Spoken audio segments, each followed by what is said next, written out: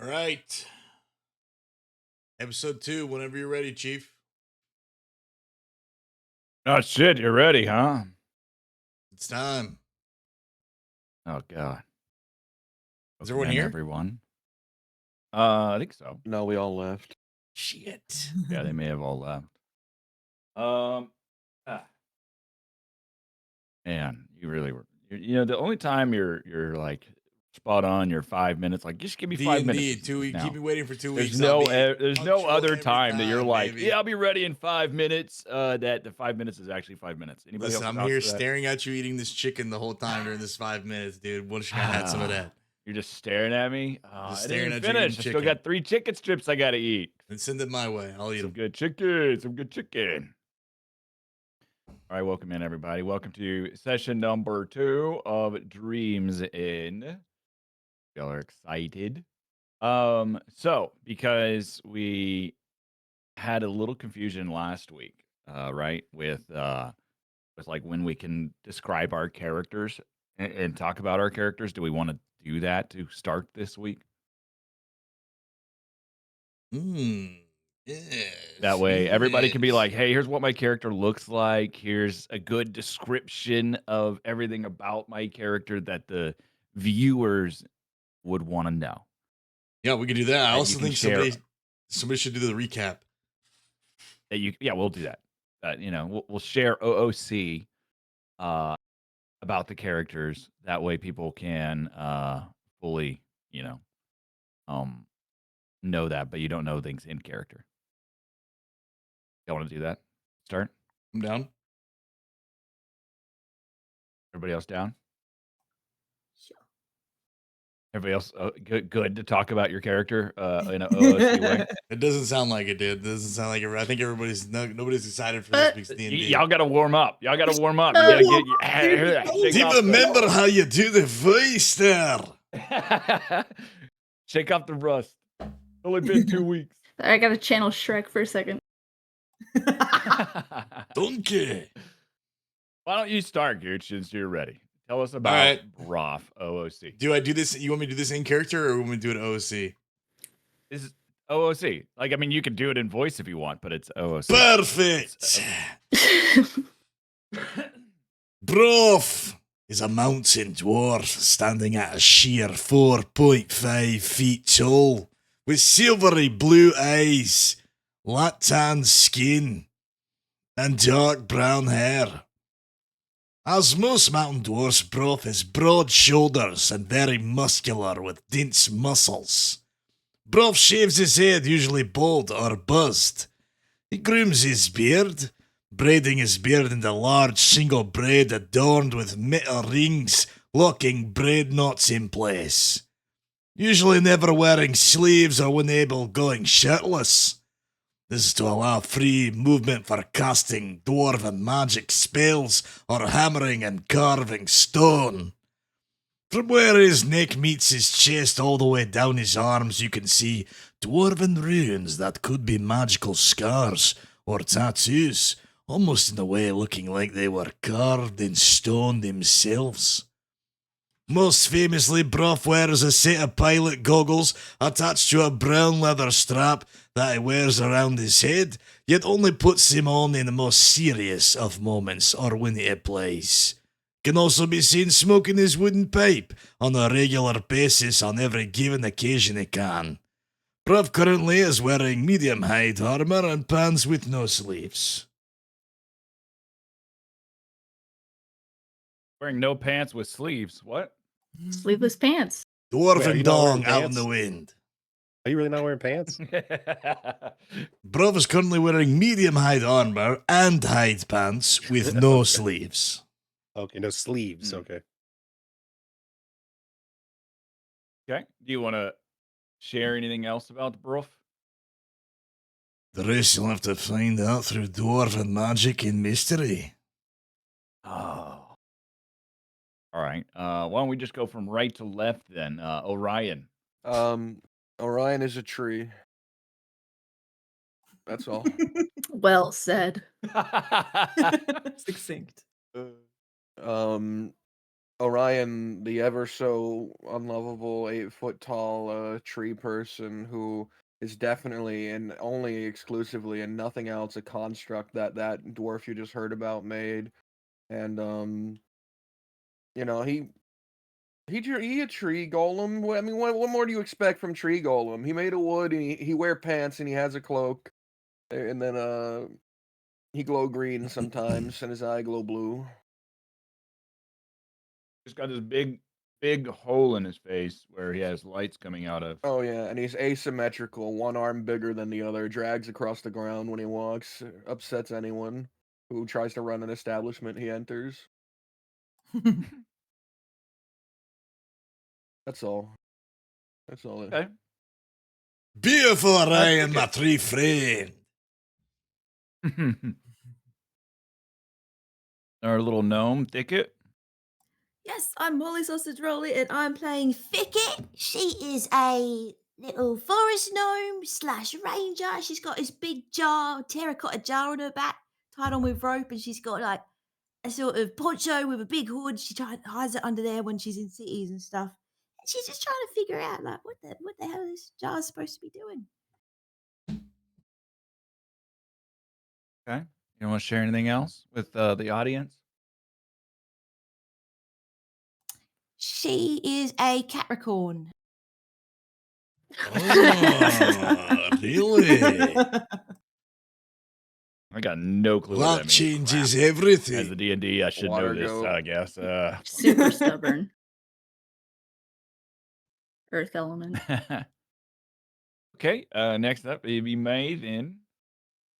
Like May is a 5'7" tieflin who wears a big floppy hat with feathers sticking out.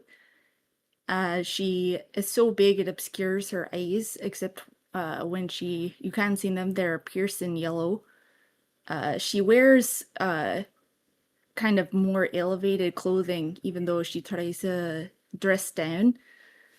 She also carries a old stringed instrument called a tagliharpa, has a few broken strings on it from misuse, and a few other embellishments like several piercings in her ears that her parents would probably be very upset if they saw.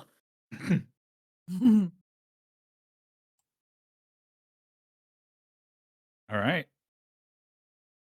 What about our last one, little goblin named Glim? Oi, well, my name's Glim. No, I'm joking. Sorry, boys. Oh. Oi, isn't it?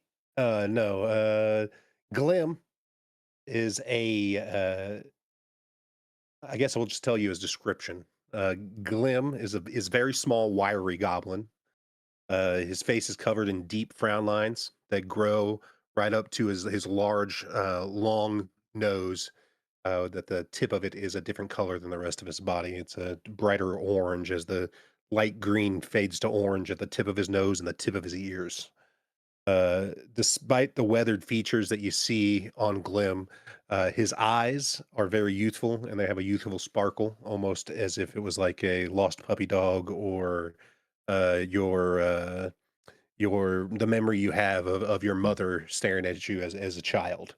Uh, uh, on his head, you notice that on his head he's wearing an iron helmet, but the iron helmet seems to be rusted closed on one of the hinges that would close the eye guard, and his shoulders are armored as well.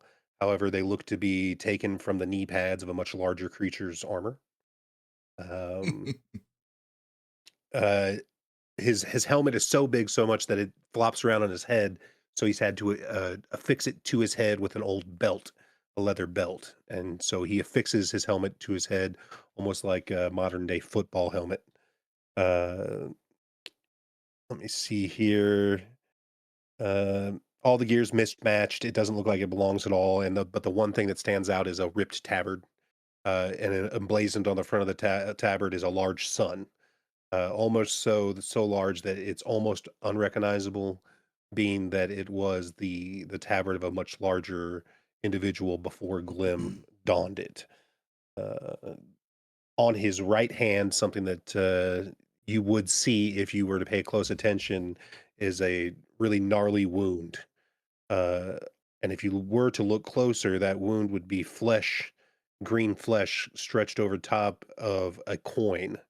And that coin around the edges has the same sun sparks, same sun lines coming out of it as the mark on his chest. Awesome. And I'm Zeus Slayer. I'm your DM. I'm 5'10".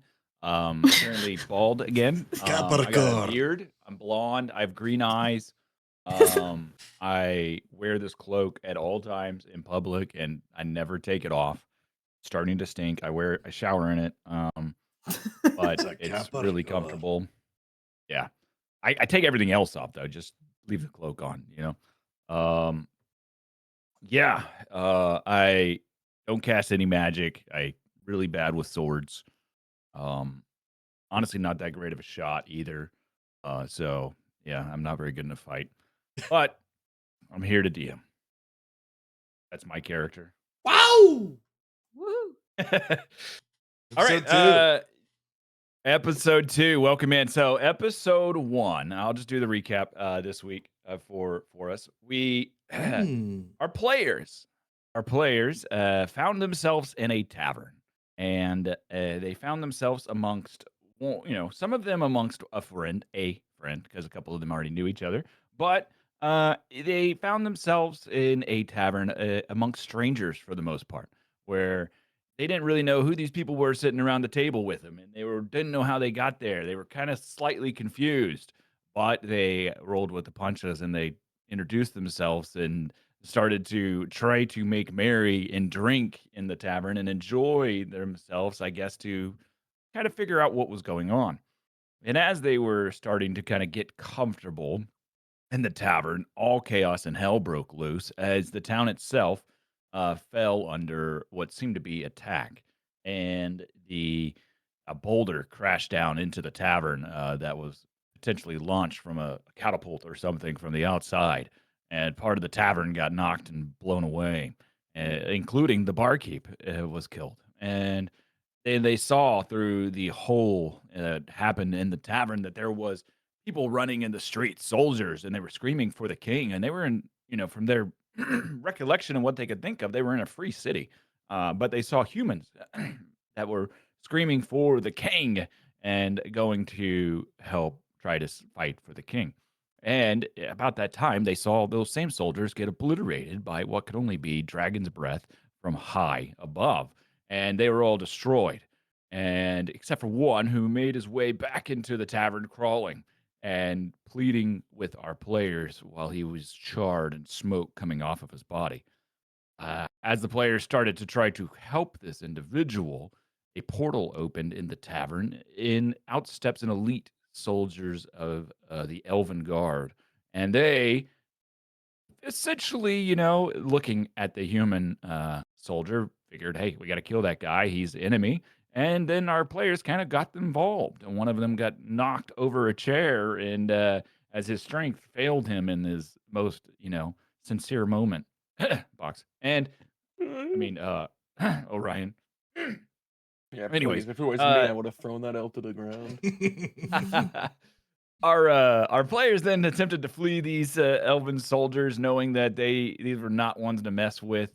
As May has a little bit of extra understanding of a little bit about elven guard and which ones are not to be messed with. So they tried to flee, and in their attempt to flee, they perished.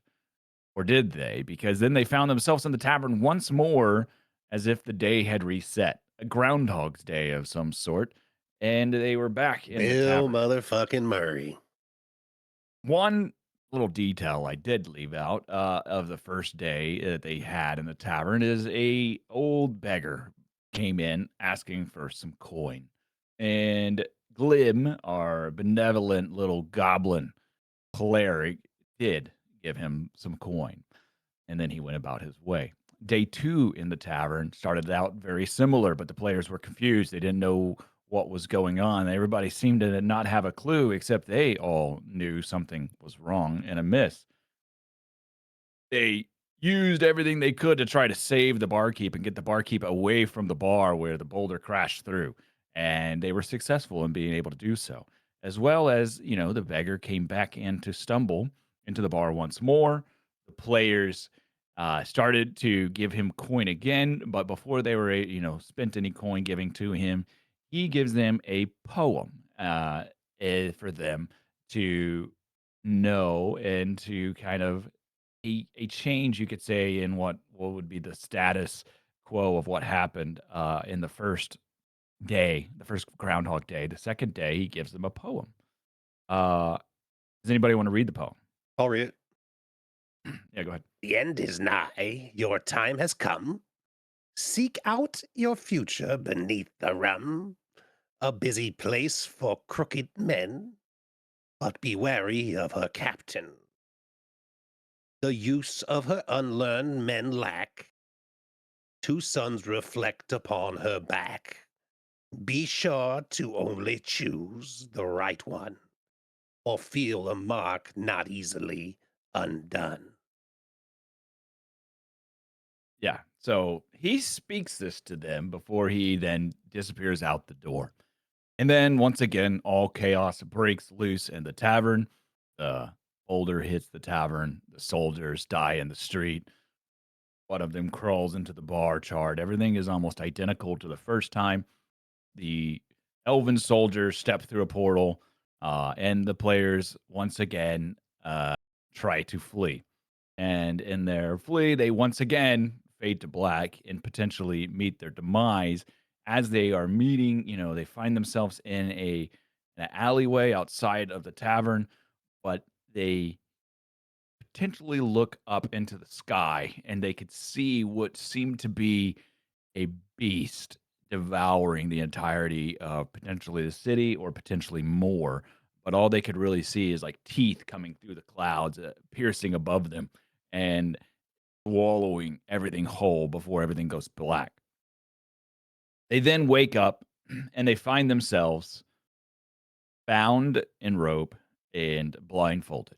And they can only imagine what they're going on, but they can kind of feel the back and forth bouncing that is happening with them as they in the rickety sound of wagon wheels on rough dirt and stone. And so they are in the back of this wagon being brought along, and they start to hear potentially who their captor is talking and arguing amongst each other that they need to get these captives to someone named Chris. Uh, and they are trying to potentially get these captives back to this Chris. And as they are moving along the road, they hear what could be sentries or men yell out for the crown and try to stop this band of orcs that is bringing them along. So while they're all bound and blindfolded, a skirmish happens in the darkness of what they can only imagine, and a clash between some of the human soldiers and the orcish band happens there on the road. They are all gravely wounded. Most of them die, except for one soldier who is very wounded, and they go over once they free themselves, the players off of the back of the wagon. They go over to this soldier, and he hands them a note, a letter, and he said he puts a ring around it, his ring, and it's a yellow ring. The yellow signifies that he is a unique, very loyal elite soldier, elite knight for the crown and the queen, and very trusted. And he gives them that ring, and he gives them the letter to deliver to the queen of the human realms of the Sunborn Kingdom, and he hopes that they're able to do so. Um, they do kind of patch him up, but he is left there wounded and to see to the dead that are on the road to bury his fallen and to get rid of the orcs that are there. So they take the ring, they take the letter, and they do a little bit of looting of these orcs. One of you looted something that you didn't realize you looted. So if you check your pockets today, you may end up finding something you didn't know you had. Uh, But y'all did a little bit of looting and y'all moved on. As they Mm. move on, they decide to stick together. They realize they're kind of all in this plot together, and they start to move towards the nearest city or town that is towards the Sunborn Kingdoms as they start to move towards the human lands to uh, follow through with the quest of delivering the letter. They came upon on the road around sundown to two mysterious figures that are on top of a rock. And as they kind of approach these mysterious figures, they tell them to, stop and that they are there to stop them from completing their task. And that is where we kind of left off. The battle started, the battle began, and as the battle began, the players found themselves in a bit of a fight. One Gasp. of the players ran up on the rock in between the two uh, mysterious figures that are cloaked. Mysterious figures that are cloaked, they themselves began to cast a lightning like spell over their heads as they were together casting this spell. And we left off with Glim being the one that is up next in the battle. Now, Gooch, I don't know if you already have got the my other stream open so you can listen to music. Right? I should, yeah, as long as it's on your. Here, might have to. Okay. Is it playing? Yep. We're back. Okay. All right. So we pick up this week in the middle of a fight, and these two soldiers or these two individuals are on this rock. We got Orion in between them as he moves very bravely forward. May, not so bravely, just sends a clone out to be a distraction. Thicket is hiding way in the back, shooting arrows. Broff is screaming something about dwarven magic, and that is where we pick up. And it is Glim's turn for action. Right into it. Let's go. Okay. 1 second here. That's not too loud, is it? Let me know if the music's too loud. I think it's good. It's good for me. I think. Okay, hold 1 second. I just want to read something, make sure I have this correctly. Glim is going to throw Ready. his hands straight above his head, palm flat. You're going, and in the darkness of the dusk that we are, will glow a little bit from his hand, and at 3 beams will shoot out of his hand, and starting at the base of the feet of let's do Orion,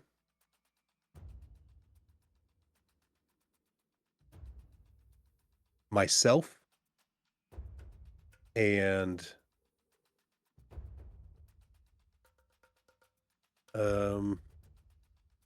May are going to these beams of light are going to slowly wrap around their feet as they work their way to the top of their head, and where they will explode with a nice little pew of white light as I bless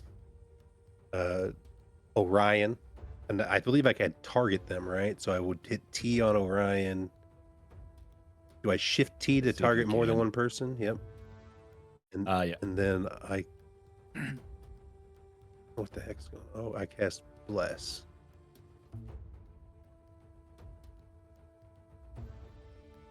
Okay. Did you guys get blessed? Looks like they got a blue mark on them. They should be blessed. Is that little blue dot the blessing? Did I bless the bad guys? No. No. It should be a single blue the dot. little blue. Let me see.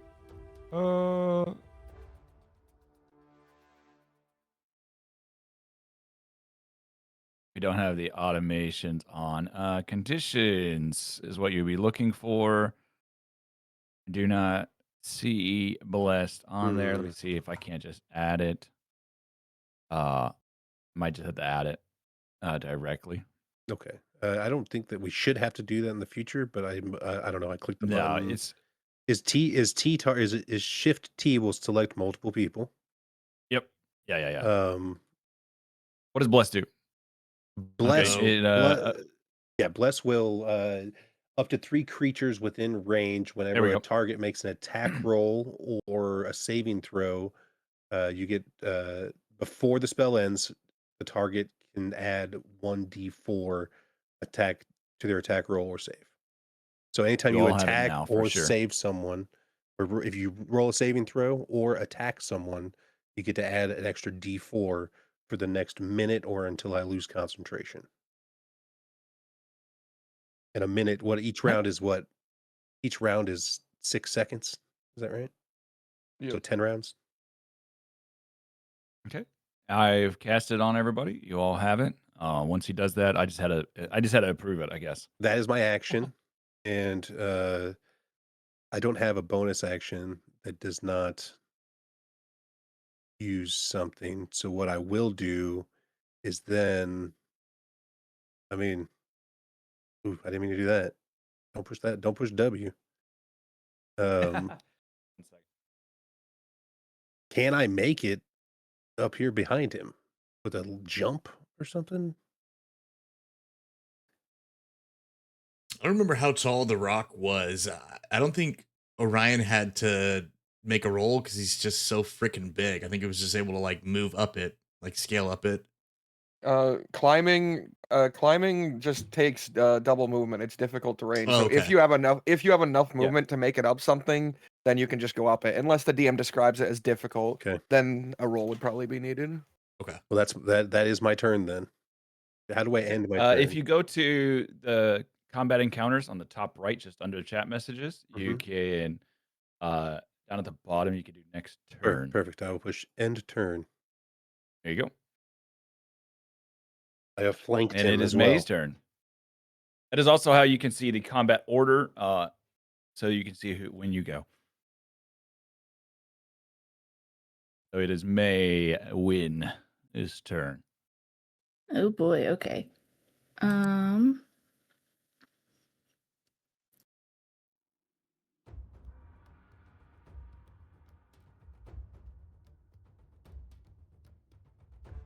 think I want to cast Bane. I have to read to see real quick how far it reaches.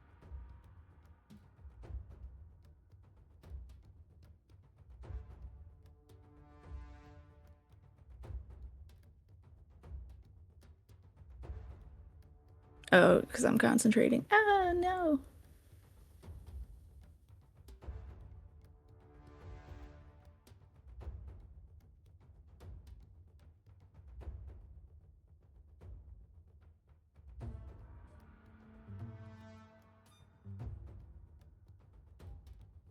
Bane's like opposite Bless. Yeah. It's like Bizarro Bless. Oh no, never mind. I was just Bane. no, never mind. I was just reading Bless again. I was like, what? So, I think I can't find Bardic Inspiration. Where are you?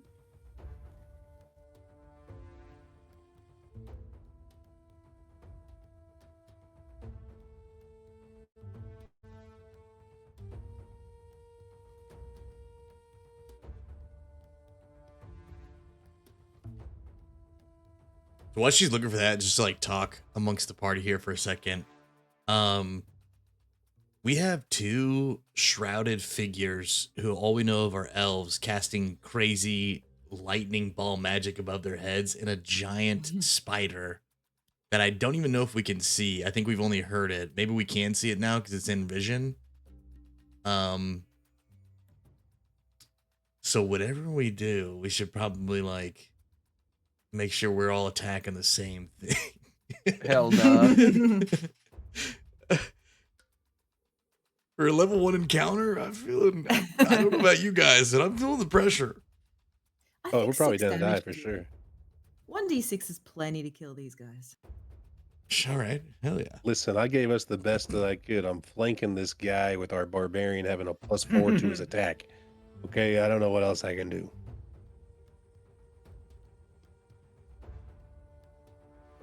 There it is. I found it. Hey. Inspiring. I can't see the initiative, by the way. Is it like a different? I probably have to close chat. Click the swords and you can see. You gotta click the 2 swords underneath the chat. Eventually we'll get the add-on where it shows it at the top of the screen. Yeah. I can't have chat. I don't know and why the hell that's initiative. happening. You might be able to pop it out. Yeah, you can pop it out, I think. Oh, initiative, can you? Maybe. No, you can't. Okay. Man, I was about to comment on your interesting choice of music, Gooch, but it was an advertisement. Hey, Zeus has got all the music. You can avoid ads It with was an Twitch Prime, advertisement? by the way. I was like about to say, what? Advertisement. You know, a good way to get rid of ads. Twitch Prime. Alright, I think I cast it on myself, which is fine. Okay. What did you cast? Bardic Inspiration? I did. Nice. All right. So you hit yourself. That. Oh, here we go. I got to do this. Bloop. There you go. Now it's on. Like, I don't know if y'all can see it in the, like, whenever you do that roll, like at the bottom where it says effects, it has like a little multiple arrows that you have to do apply to selected tokens. But I don't think we have that. if y'all can't do that, then I just have to do it on each one. Okay. What else do you do? What happens when you're casting Bardic? Like, what do you do to inspire yourself? Because my bardic inspiration is directly connected to my instrument, I pull up on the strap of my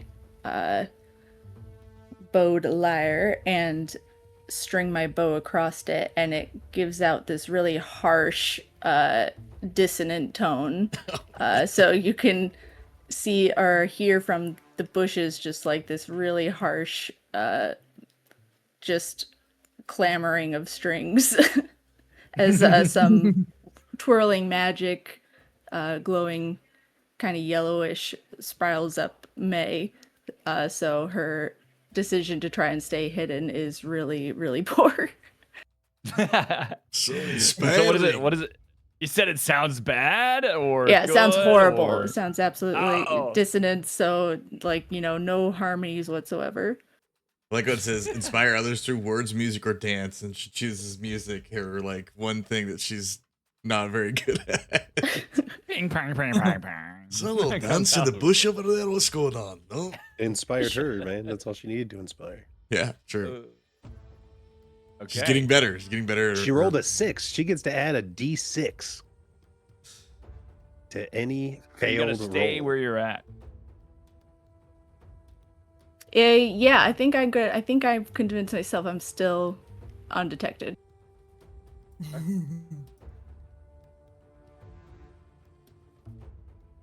And my That's turn. end of your turn. Yeah. All right. As you hear the whatever sound that came from that instrument in the woods, you hear something else coming through the woods as tree branches snap and begin to give way. What emerges from the tree you start to see is a giant drider. It is a spider monstrosity that is part human and part spider. It's like a minotaur spider. And Oh God. it begins to come through the woods, and you can see part of it around the tree. Some of you may still not have a good view of it due to where it's at. But Orion would definitely be able to see it looking down, and so would Glim. And that is all that the Drider does. It just moves forward towards what could potentially be the clone. And now it is Dick's turn. That's so much more menacing when it just staunches forward and doesn't make any actions, dude. I don't like it. I'm struggling with this spider. All right.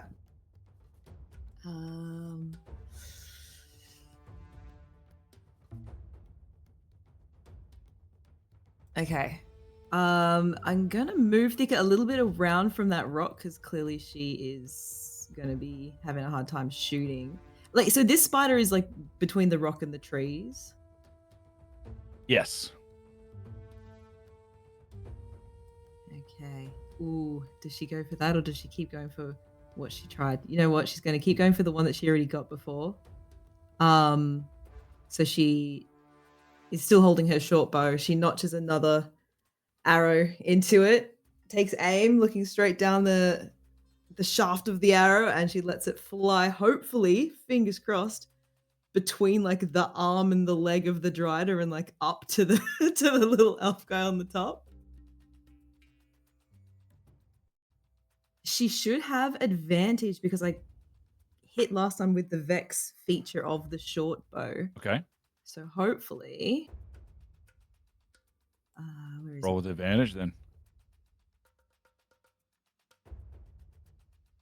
All right, let's see. Ooh, that's a good number. I like that number. That That's is. a hit. 21. Awesome. And then, where's my option for damage? I see it. It's at the.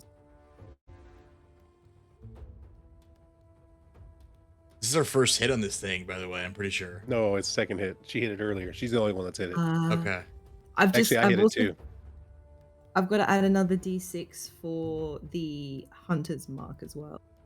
I hit a sacred Okay. flame on it earlier. Last time.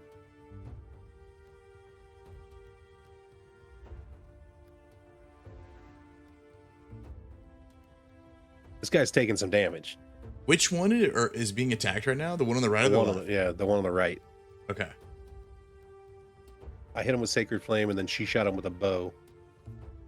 Before we ended last session. So that's 10 damage to the elf guy at the top. Watch yourself, May, is what she'll shout out before I Oh my make god. this move. All right, so you shoot the arrow, it hits him, and you start to see a little bit of blood dripping down the road. Does it stop him from casting the lightning thing he's summoning at all? No. Oh my god, he's so strong. Oh no. He's so strong. Concentration check, please. He just said no. There was no check. He said Please. no. I'll tell you right now, No, guys, you don't no. got nothing to fear. They're targeting me. I'll be fine. I'm a tree. Oh, you're grounded.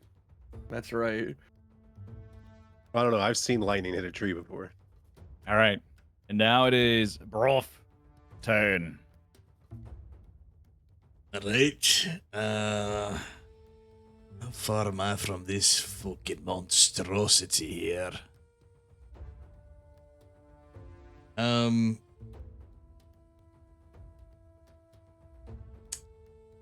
Okay. So I'm going to. Roth is going to move.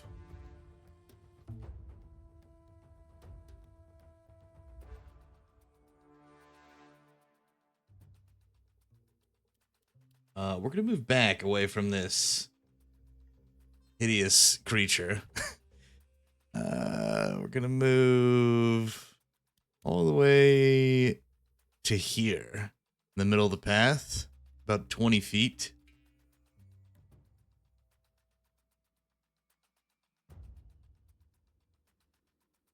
I'm getting away from that thing! Just within vision of the elf that he saw being shot, and then we're gonna fire a sorcerer's burst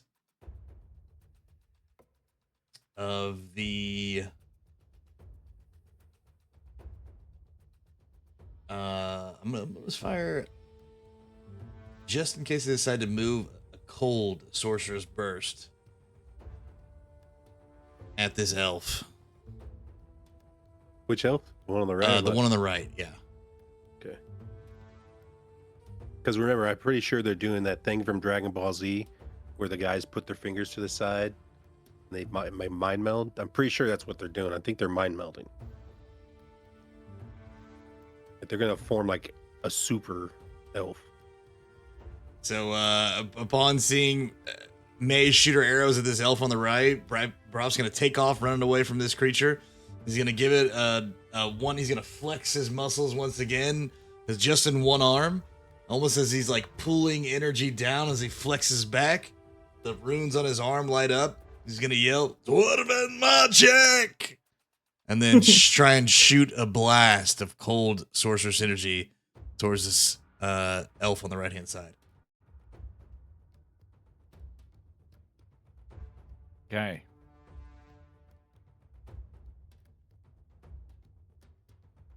Oh, you may need to restart your cam, by the way, Zeus. I think it froze on me.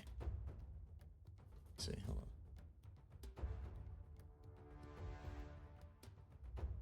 But it's 12.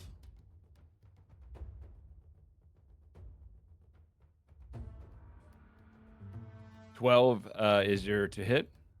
12 to hit. It does not hit.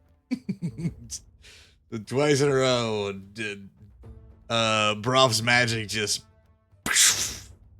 kind of just absolutely just ricochets off, hits a tree or a rock, something away from him. Yeah, dwarven magic, all right. That's about twice now that's failed. If only he had bless. Looks like he put all the, looks like he put all the magic into the tree. You know, that's what you get for praising Dwarven magic instead of Paylor. You don't get blessed now, fellow. The whole peanut gallery every time Brov shoots a ray of magic here. We're in the thick of it. Let's stay focused here. Everybody knows. And that'll be my turn. Okay. 1 second. Let me try to get this camera back. Yeah, no worries.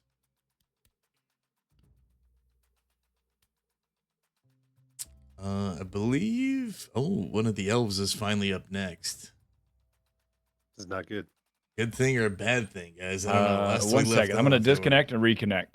You're gonna Right. have to reconnect to the music. Yeah, no problem.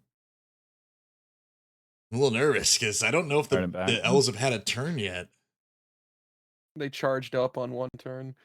And this is where Zeus asked me to make a dexterity saving throw, then tells me I take 8d10 damage.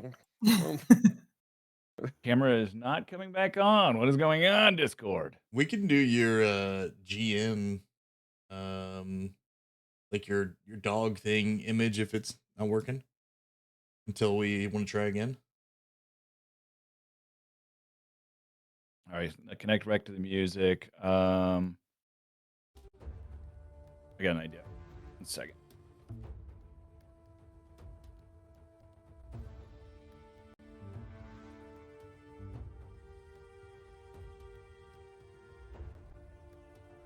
I guess it's something else that's tried to override and take over my camera, which it shouldn't have.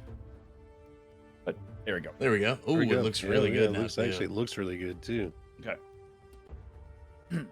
It's high def. Yeah. Hi, Dave. Okay. Next turn then? You're done? Yes, that'll be my turn. I'm hoping far enough away from whatever the hell this creature is. Good luck, May. Wait, did he run? Oh yeah, we got 120 foot range here. We're a squishy guy, guys. All right, Dwarven magic. They can't see yeah, me. over his Runs shoulder, away. firing a bolt behind them. Dwarven magic. All right. All right. So this elf whose arms are outstretched above their head, they are bringing down somewhat lightning as it cackles in between their hands, and it is starting to arc from their hands over to the other person's hands that's also doing the thing, the other mage's hands. And you start to see as their robes kind of come down their arms as they're raising their hands, what looks like almost blue veins kind of coming down their arms as the lightning starts to infuse into their arms a little bit, almost like veins. And they hold out one of their hands, keeping the other one up, still arcing lightning. They hold out their hand, almost readying to blast it towards down the pathway towards y'all that are in the path. And that is all they do that turn. So It's Ryan, gonna be a big ass attack. Oh my god, they just They're okay. doing a Alright, spirit bomb? What the smash. hell? I mean, I'll try to, but as described, it's nighttime, it's dark, and Orion doesn't have dark vision. Now they're crackling with lightning, so I'm at least gonna say I know where they are, but I'm rolling with Sounds disadvantage horrifying. here. How do I target something? P? Oh, there we go. I'm gonna target the one on my right here, the guy who's about to go after me. okay. And I'm gonna just I'm gonna rage first, because fuck it. I they're doing magic, it'll still full damage me, but I want that extra 2 damage just in case. Hold I on. hit. You raised Finny. Oh well, Finney's very angry now. Alright, one second. Let me just Free rage on yourself. wait, I don't know if it's gonna be on me now. Please, rage, please, just work. Target yourself. I am. There we go. Okay. All right, there. Now I'm angry, and now I'm gonna deliver a What big. does rage look like for you? So Orion doesn't actually get angry. He's not typical barbarian, but the magic in his body seems to swell up, and the vines that are underneath that would form like the muscle and sinew to his form begin to glow like a greenish color. He gets brighter, and I think the bark splits more because the vines are getting bigger underneath. That's cool. And then he raises his massive fuck off arm and he slams it down on this guy with disadvantage, by the way. Where's disadvantage? One hand, public roll, disadvantage. Being a natural one, I don't imagine I could ever hit. Oh, no.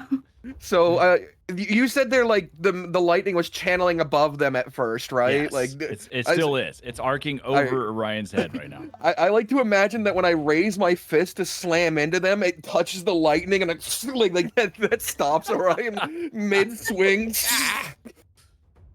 Like every troll tree in a lightning storm, lightning is its foe. Ow. That's gonna be, He just says ow. yeah, he doesn't like that very much. That's gonna be my entire turn right now. That's all I got. Oh, I can't believe you rolled a 1. I'm so unlucky. All right. And now it's the other mage's turn on the other side, and they follow suit to what the mage on the right side did. Raising their arms even more, lightning infusing down their arms. One arm still up, keeping the connection and raising their arm forward. They're doing ultra mega Kamehameha. We're so Okay. dead, dude, guys. Here We're we so go. dead. I got this. I have a question. First of all, I'm going to take a 5-foot step, not leaving his zone of control behind him. I want to shove this motherfucker off this cliff.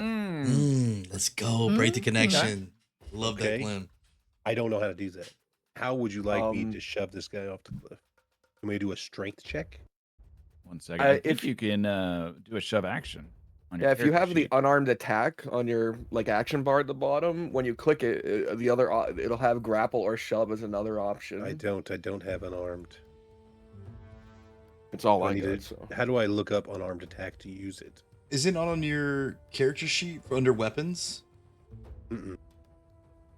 What It's does it not. say? What does it say under weapons on your character Mace. sheet? Just mace. Mhm. Interesting. I wonder why it doesn't have unarmed attack.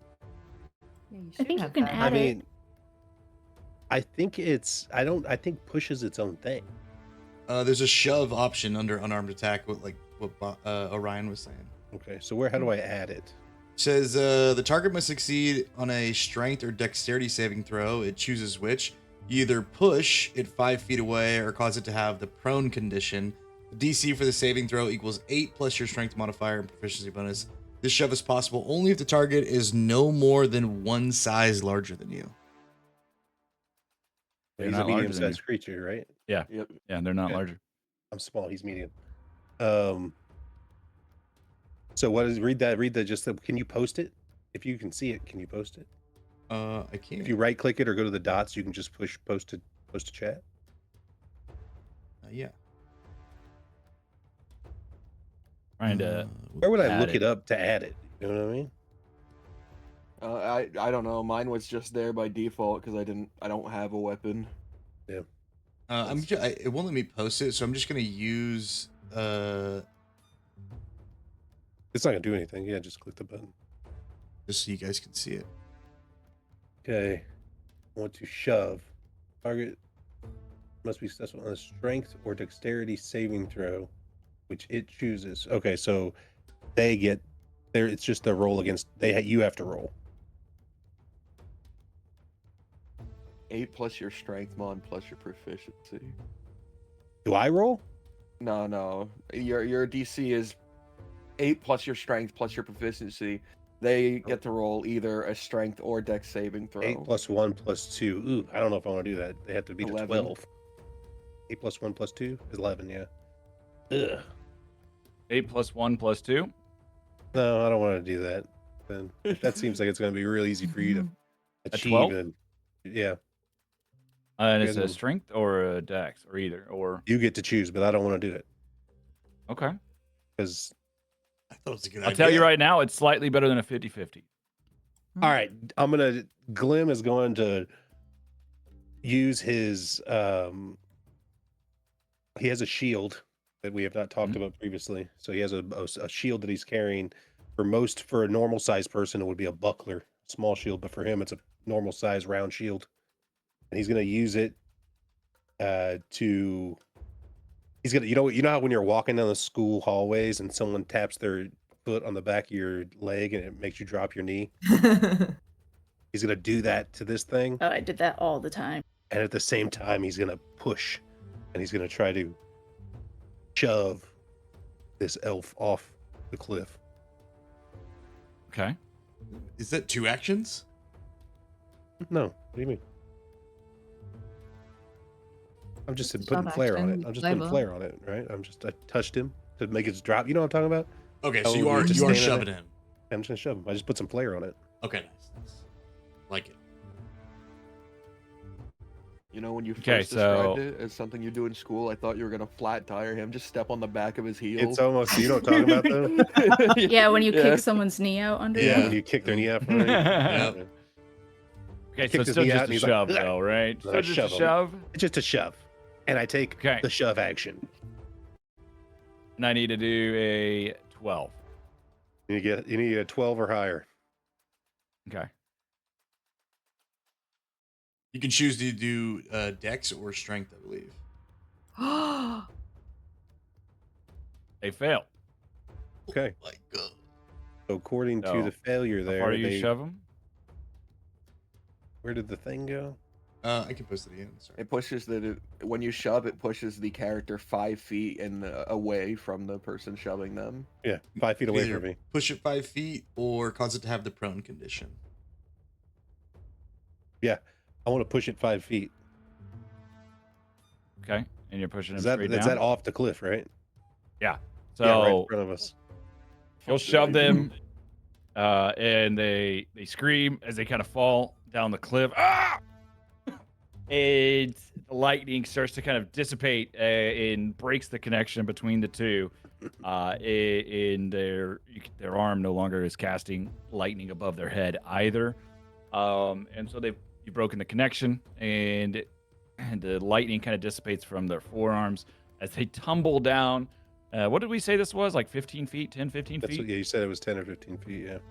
Okay, so they take damage falling. I need to roll 1d6. They take 5 points of damage. Let's go, There we Glim. go. Nice. There we go. There we That's go. 5 more than I did, so good job. Okay, so they fall down the cliff, taking 5 points of damage. Make sure I did that right. Okay, yeah, they're at the right HP. And they are laying down now at the bottom of the rock. Very good. I still have some movement and a bonus action. Now, for the bonus action, I don't think I can really do anything. I don't really have a lot of bonus actions at this point in time, but I do want to just double check that is guidance a bonus action. Hold on a second. View. Nope, it's an action. Okay. Oh, and So I'm just going to now take his place, stand on top of him, and then I will end my turn. Not before looking over at Glim and saying, or over at Orion and saying, "He's right in front of you." Orion whips his hands back and gives a thumbs up. That's like 30 degrees off from Glim. All right. Does Glim know it's a thumb? You know, I'm yeah, no, he did it with his small, normal-looking hand. Oh, I can see perfectly well. I'm like, yeah, but I you know, shake it's it. just a little branch coming out of his hand. You know. Glim shakes his head, and then continues to look down at the elf on the ground. All right, it's back to May. All right. May is so sure that with the blessed and the bardic inspiration and being perfectly hidden, they can probably sneak up behind the spider and do something to it. Actually, I don't think I even need to sneak. So I'm going to cast Thunderclap on. All right. That's what I'm talking about.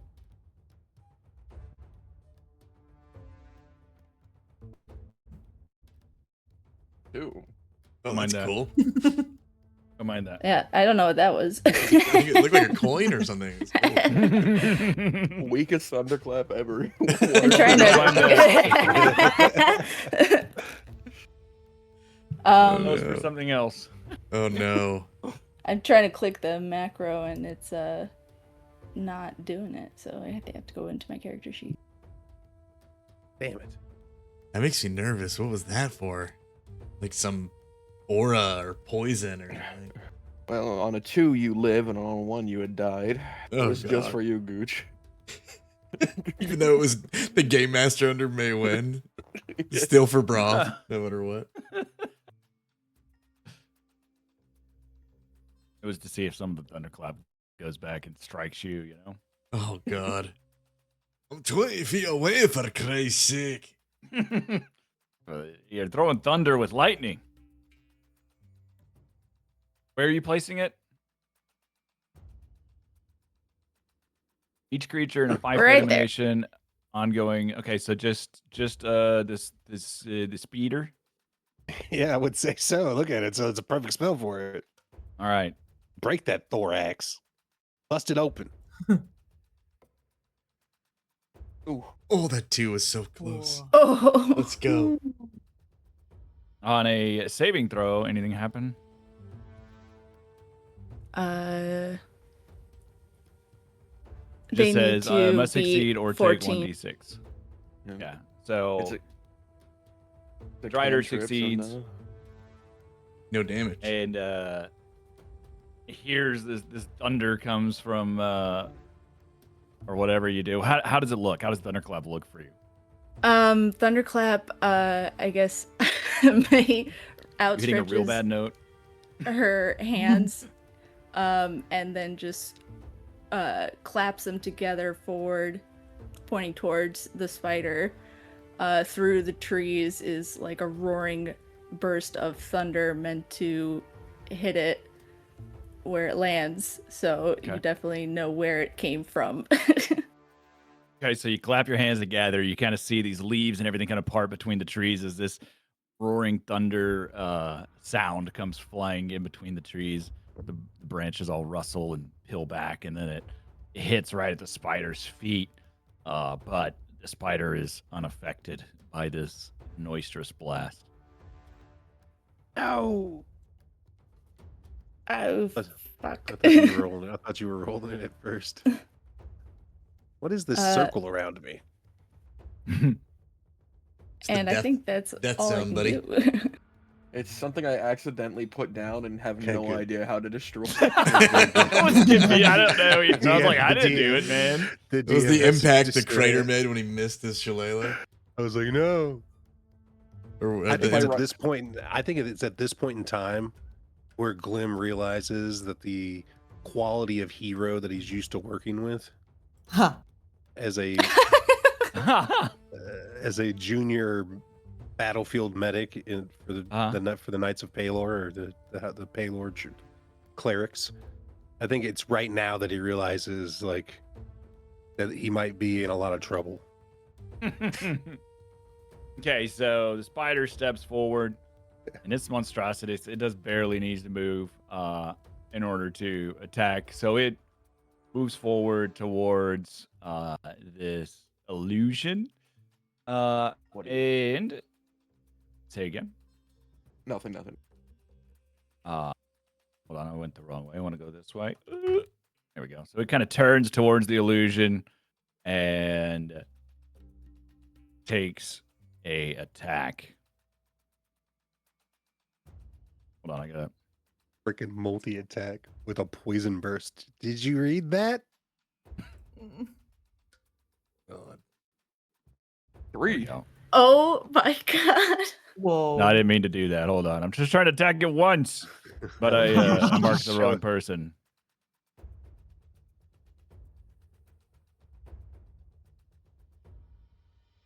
It is the Drider makes 3 attacks using foreleg. All right. So it starts to attack this thing. There's 1, 2, Oh my god. and 3. Oh my god. Now, shit, nat 20. This illusion, right? It's not physical at all, correct? Nope. Just pure light. Nothing physical Does about it it. get destroyed when touched? It just phases right through, and it can only move slightly if I want it to. And I only made it walk, so it's just standing there like a floating PNG as these like legs kind of whip through it. All right, so the Drider moves towards it and swings its sword and hits it, tries to hit it several times over, and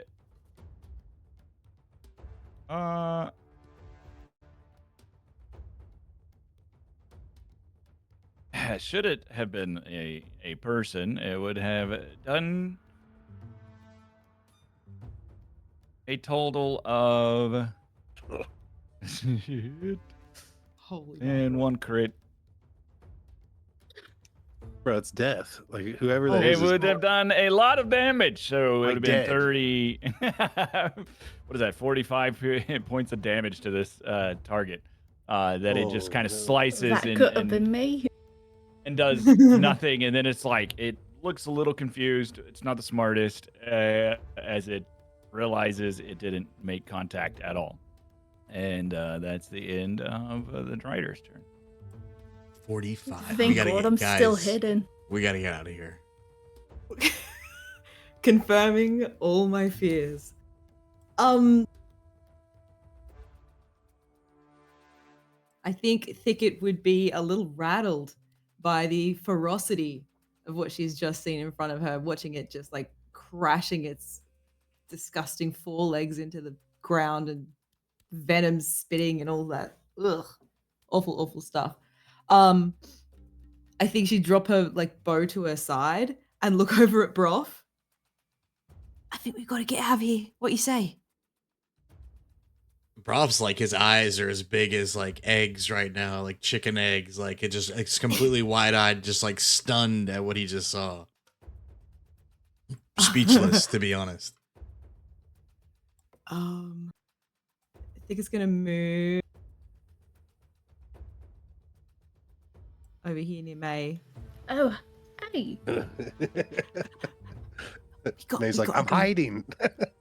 We gotta go. We can't. Did you see that? It totally bought my illusion. I'm totally fine. It's not me out there. That's wonderful. You've done a very good job. I think we should get out of here. I think we have this handled. I think we can do it. How far have I traveled? 5, 10, 15, 20, 25. If I aim an arrow at this, I don't want to make it come closer to us. I want to run, but is that me or is that my character?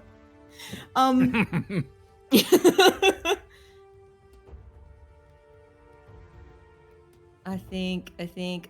Oh, I know what I'm gonna do. I think it is going to. Oh, so like from the jar on her back, it starts to sort of like rattle, and smoke starts like wisping out from the cork, and a fog cloud forms, racing over towards the Drider. So I'm going to try and cast fog cloud on the Drider.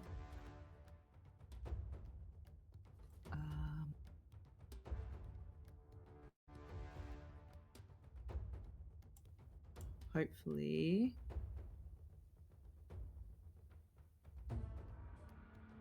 Foot radius. Hopefully they'll do it.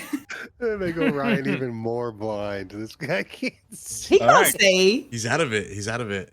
It's So this 20-foot radius sphere of fog just settles on top of where the Drider is at, and y'all can't really even see the Drider anymore. Shit. that's it. We gotta go. We gotta go. Oh, that's very clever of you. What? You think we can handle this? May can't see nothing right now. Yeah, for all I know, that landed. I heard the boom and assumed everything was all good. Well, you're also standing in a fog cloud. You're right on the edge of it. Oh yeah, But you were just talking to me. I think you know the direction. I'm talking 30 degrees to thickets left. Damn it. Everyone roll a history check for me. Ooh, I got this. Everyone. Everyone. I'm a year old. I want to know what y'all know. Yeah, I know a lot of history myself, actually.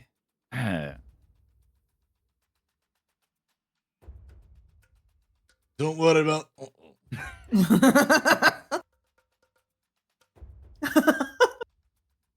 The year old. Thank goodness here. Oh wait, I didn't mean to roll that second. Ignore the second one. I just didn't see it in chat, so I thought it didn't happen. All right, so, well, it honestly makes sense. So Maywin and Orion would both know a little bit about the Drider and like its origin, that it is of Drowish origin, and you really only ever see them in the Underdark.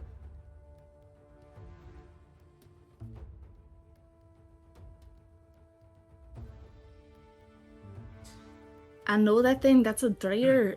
They're usually from the Underdark. What? I can't see what the fuck we're fighting. It's Yeah, a giant knowing that- spider. You would basically have a knowledge that these, for the most part, like they do not like sunlight. They don't like daylight. Like obviously, this is why we're sort of in the night. It's Ruff's turn. They're used to darkness. It would be Brof's turn. Okay.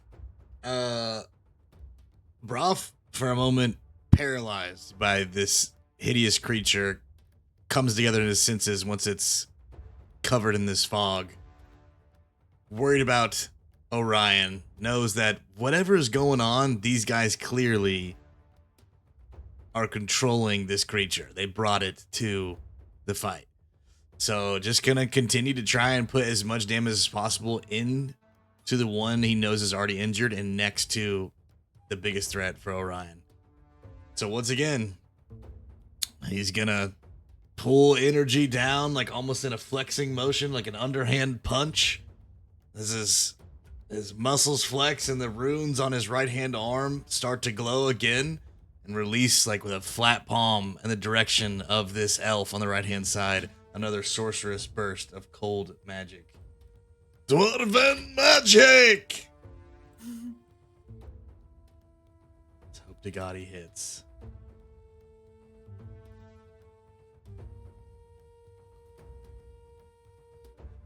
$15 to hit. Okay, that hits. Right. All right, so roll damage. First time Underneath I've the ever- attack. You got First So time you I've have ever landed the- a spell you here. have the attack and you have the damage right above where you rolled for it, or you should. You see it? Oh, yep.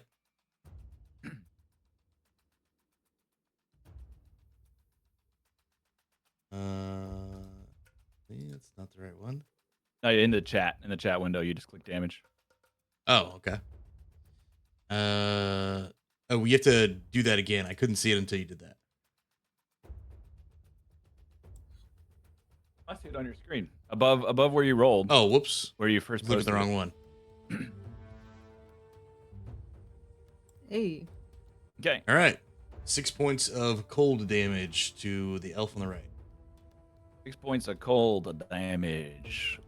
Okay. So as you shoot that, what does it kind of look like?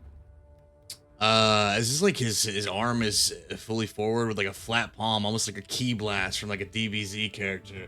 There's like glowing runes on his arm. This like ball of like cold energy forms in his palm and then streaks out in like a beam at this creature, kind of blasting him on impact with like, you know, some crystallization effects like Okay. And it kind of flies through the tip of the fog, hitting the creature you can see on the rock. And this time you see it hit them and kind of hit their chest, and they still got one hand up with lightning kind of coming and one hand out. They've already look a little concerned. Their friend fell, and then they just get smacked right in the chest with this blast of energy. And you can definitely tell that they're injured, and that it hurt them. I'm not leaving your tree. And I'll end my turn. Okay.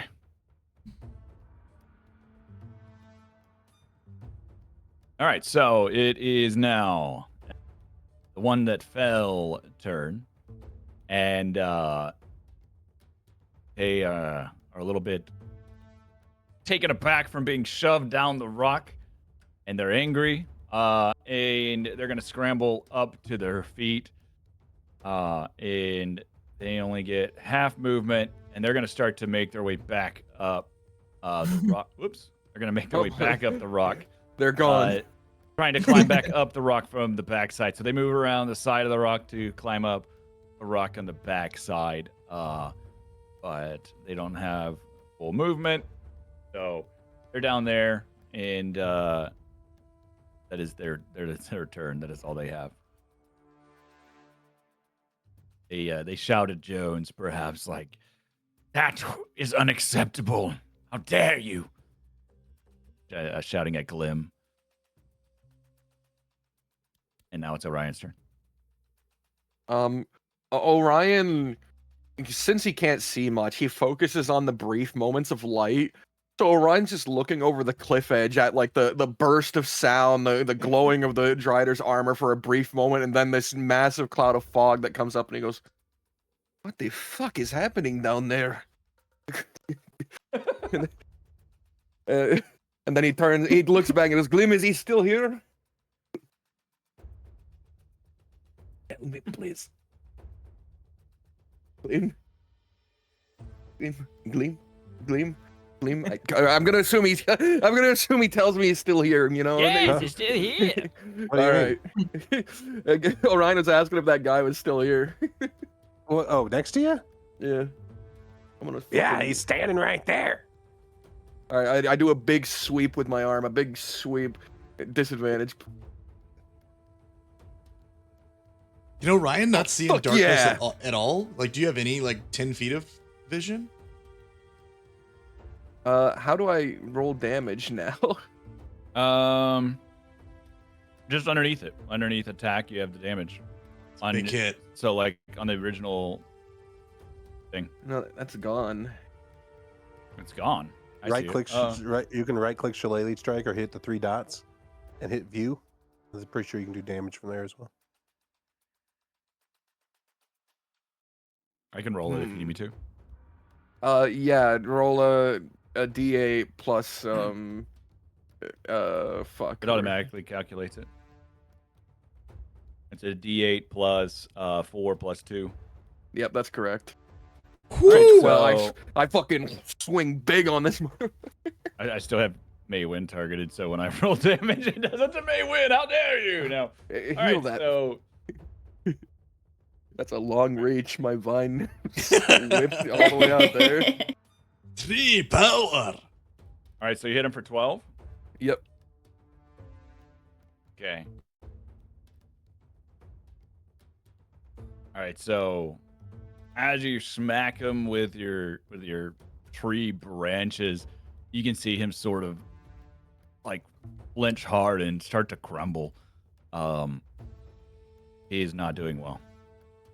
Well, she is not doing well. Sorry. Gee. And then nah, I'm not again. I don't want to be a mobile fighter right now. I'm not pivoting. I'm just gonna stand right here still. Fuck it. That's the end of my turn. Big hit. Huge. Let's go. Okay, it is now the ones that y'all been targeting's turn. They still have readied the last that their hand was still up, and even though they are very injured and starting to falter, their hand is still out. However, the connection was broken, and so you see from their arm the lightning start to come back up from their forearm all the way back up into their hand, the one that's outstretched, and out you see a blast of lightning comes flying out. Holy shit! Oh What my was that God. noise? And the blast of lightning, however, it's directly in front, but because y'all broke the connection, there's no control over it. So you just see this blast of lightning go into the fog. Do we hear a sizzling sound? It sounds like a Any spider. popping? Friendly pop at the end fire. of the sizzle, like a sizzle, sizzle, pop. You definitely hear a cry come from inside the fog. Yes. And the mage looks at you that just smacked him, Tree, and she says to you, "We might not get you this day, but we'll get you." And they take out from their pouch a potion and drink it. And when they do that, you can no longer see them. Joke's on them. I never could.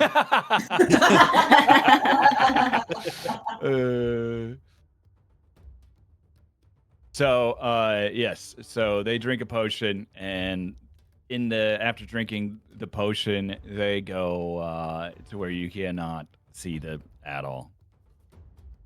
Nobody can.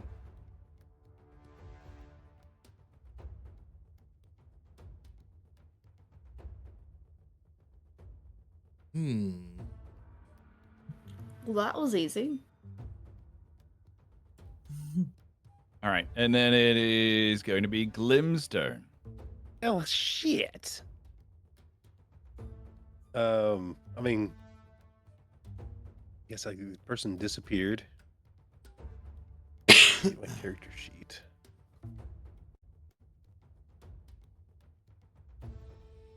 Person disappeared.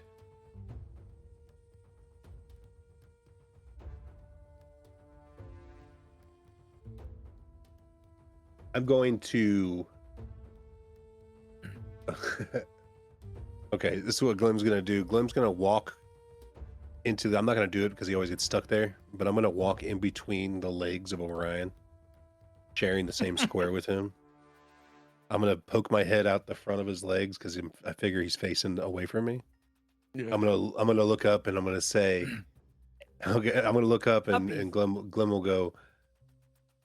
Listen, just focus on the sounds if you can't hear them too well. And you're gonna see light emit from his hand into the leg, the knee of Orion, and he's going to guide him. Okay, I'm gonna give him guidance. So I just target him, and then I cast guidance.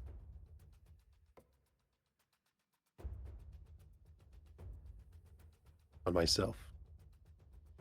I didn't mean to do that. Ignore that. I wanted to cast it on him. I think I'm targeting wrong or something. No, it says Orion. Oh, perfect.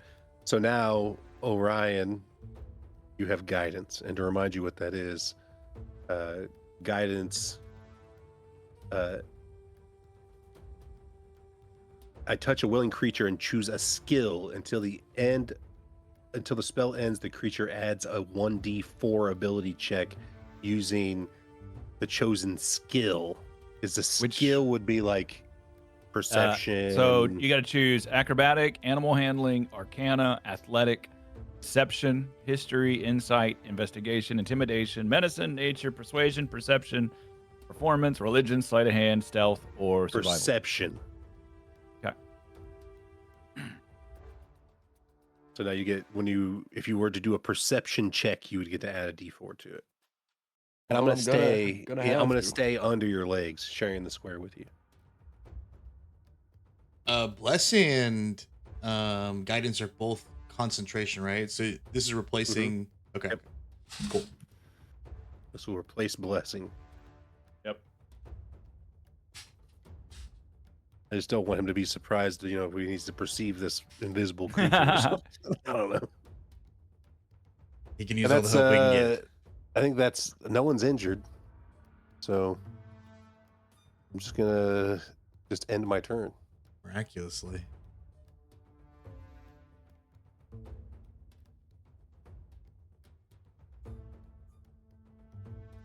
Okay. It is now May's turn again.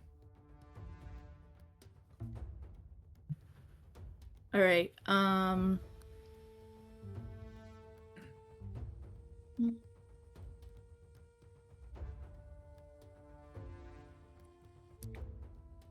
Is there something that tells you whether or not you need to be able to see the creature in order to do a spell?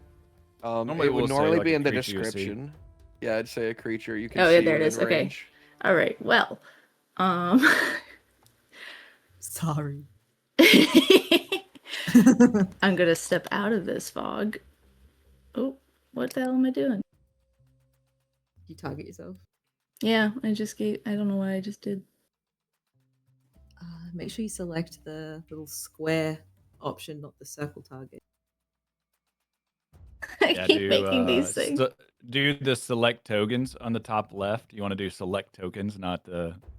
There we go. Okay. Move out of this fog. And I'm going to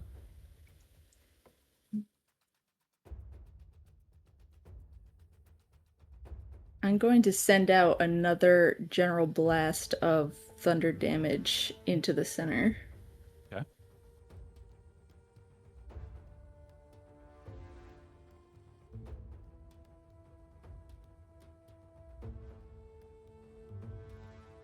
And I'm going to hit dead center just because I can't see any. Okay. And May claps her hands again out towards the fog. There's like a whoosh of invisible force and then a loud booming in the center as it shifts the fog around. All right.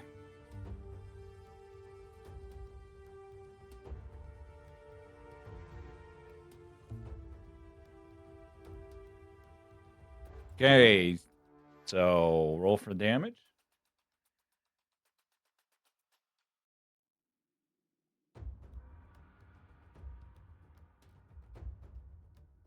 Right. So you hear as this thunder kind of goes into the cloud, and then does this damage or whatever. You can hear a little bit of another cry, kind of similar to the original one that y'all heard coming from the fog. But the thunderclap itself, as it kind of goes through, it starts to pierce a little bit of the fog, and kind of gets rid of a little bit of the fog. Uh-oh. Alright, and I'm gonna end my turn. Don't worry, Thicket, my illusion's still there. It definitely won't see us. You got a lot of circles, so. The Drider turn, not really knowing which way is which because it's kind of lost in the fog. I am going to roll a 1d4. Okay. It heads this way. Get out of the fog. Perfect. And it comes to the rock. I It no climbs longer up the wish to rock. perceive. Climbs up the rock and looks towards Glim. Oh no! Let's see here. I need to go like almost. We're turning.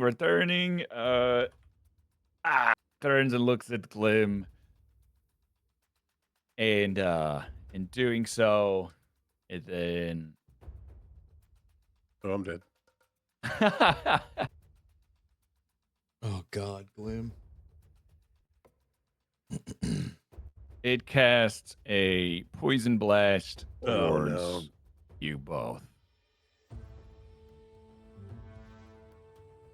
gonna say he does it. Yeah. Firing at me, fuck. Oh. Oh. So he does poison burst towards Glim. It's just that one person. I'm guessing a 26 hits. Yeah. Yeah. Wonderful. Actually, you'd be surprised. My armor's 40s. Ha.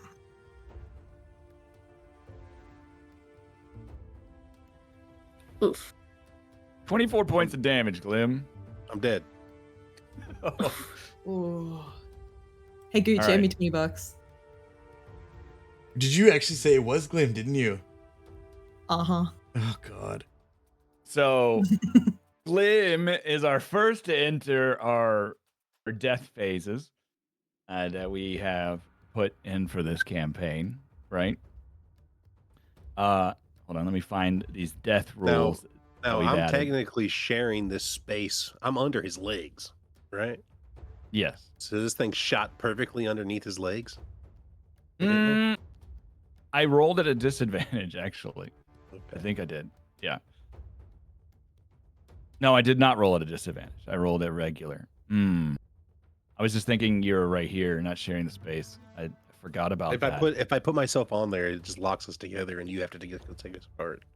That's why I didn't do Yeah. Let me roll another attack then. And it's lower than 20. We take it. Oh my god! Oh, wow. Yes! Because it should be at disadvantage because he's trying to hit Glim. My gosh. Okay, so it does not hurt Glim then. Oh. All right. So you are actually saved. Somehow the rider tries to spit acid at you, but it's hurting. You can actually see that it's somewhat bloodied as it clambers over this rock to shoot at you. It's a little bit disoriented from the fog, and it spits this poison burst out of its mouth of that's kind of like this dark elf head, monstrous, and spews this acid, but it more dribbles out of its mouth and lands just short of you. Jesus. Man, I can't believe Paylor showed you an alternate reality where that killed you. That's crazy. I was so excited to introduce fucked the death up. stuff to chat. Oh, not today, Holy. Not I'm glad today. it's Damn it. homebrew death stuff though, because in normal D&D, that's just I think an instant death for him. Mhm. It would be a downed. It was just a 4 points over. So Wait, 4 points over my hit points? yeah, it has to be doubled for you to be down. Oh, I forgot I rolled really well on my hit points. Okay. Okay. And the Driders. That ends my Drider turn. Wow. Okay. Just ruined, and now they're ruining this for me. Everything I'm trying to do. Can't believe it. All right, Ticket, your turn. Oh, Jones, you just lost me $20, man. Yeah, that's Do we messed have any up. way to like? Do we have any way to create sunlight? By the way, like even with minor. Oh, illusion can't create sunlight. God. Sunlight is a pretty easy spell. I think it's only 5th level, so we're basically there. Oh, okay. That's good to know.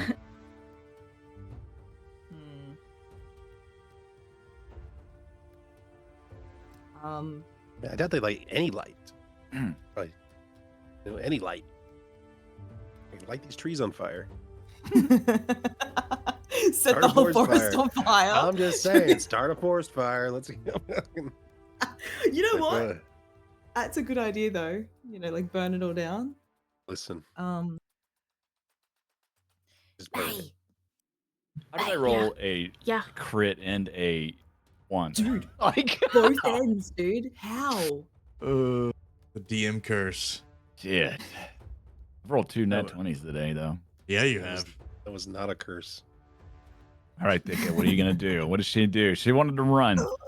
she really wants to run. Hey, are you gonna come with me? What? There's only one of them left.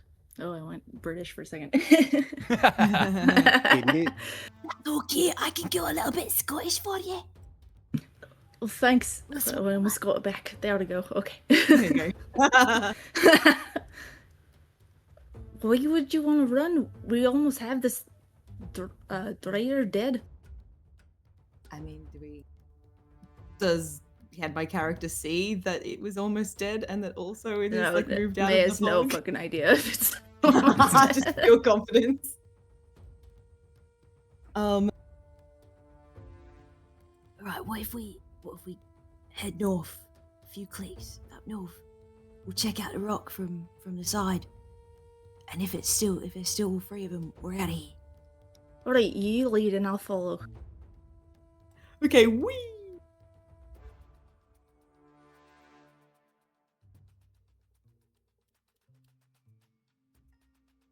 Okay. Oh no.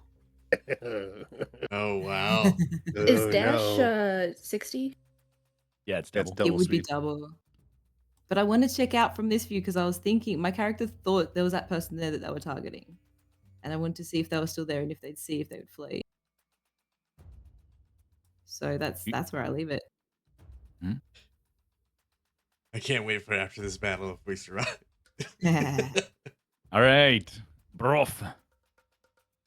Okay, so this giant, disgusting spider creature has crawled out of the fog and has spittled poison all over and near Glim. One of the elves is invisible. The other elf, he can't see him. But what he can see over the fog cloud is his 3 friends standing tall on top of that fucking rock, bearing down against the Drider. So once again, there's only one thing left to do, and that's dwarven fucking magic.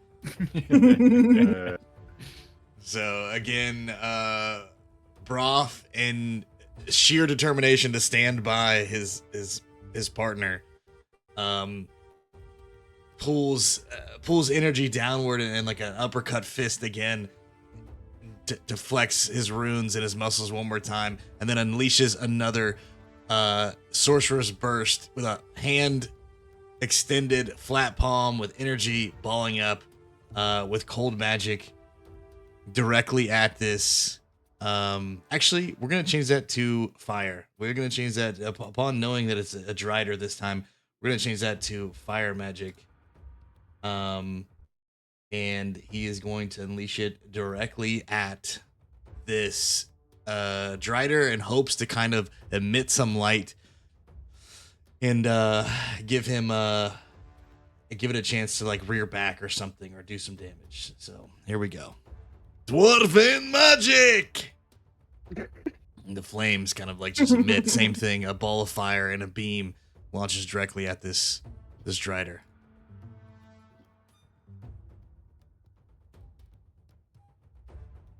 $17 to hit. All right. 17 hits. Holy, let's go.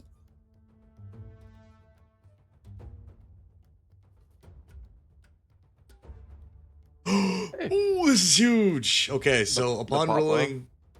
rolling an 8, another D8 is rolled. And it adds that to the initial attack. So looks like it was All right. 8 plus 4, so 12 points of damage. All right. So as your fireball kind of goes into them, your fire blast hits him.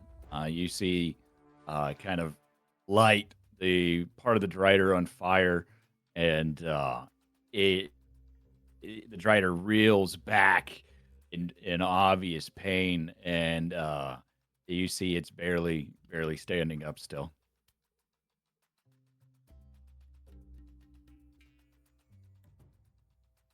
Still upright, but it is looking bad. We are with the rest of my turn. We're gonna get.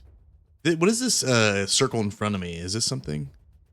I did that by Nothing. accident. It's May dropping All circles these everywhere. circles are mine. Okay, then we're going to. Broth is gonna move. I don't think I can get rid of them. Sadly, I don't know how to get rid of them either. I tried. It's delete. It's delete on your keyboard. Thank you. We're gonna take 5 feet of movement Whoops. and just And you move might- a little bit closer. You might To need see the tool more out that of- puts him down.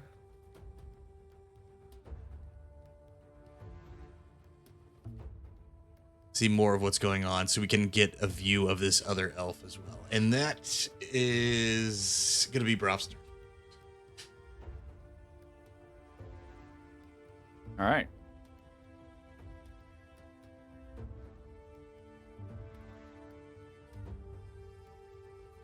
It is then going to be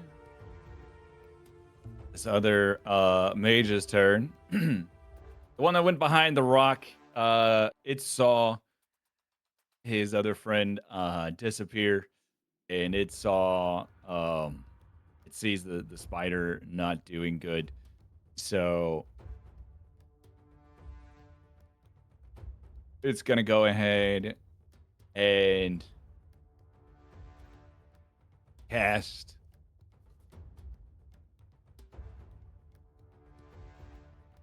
towards the tree, towards Orion.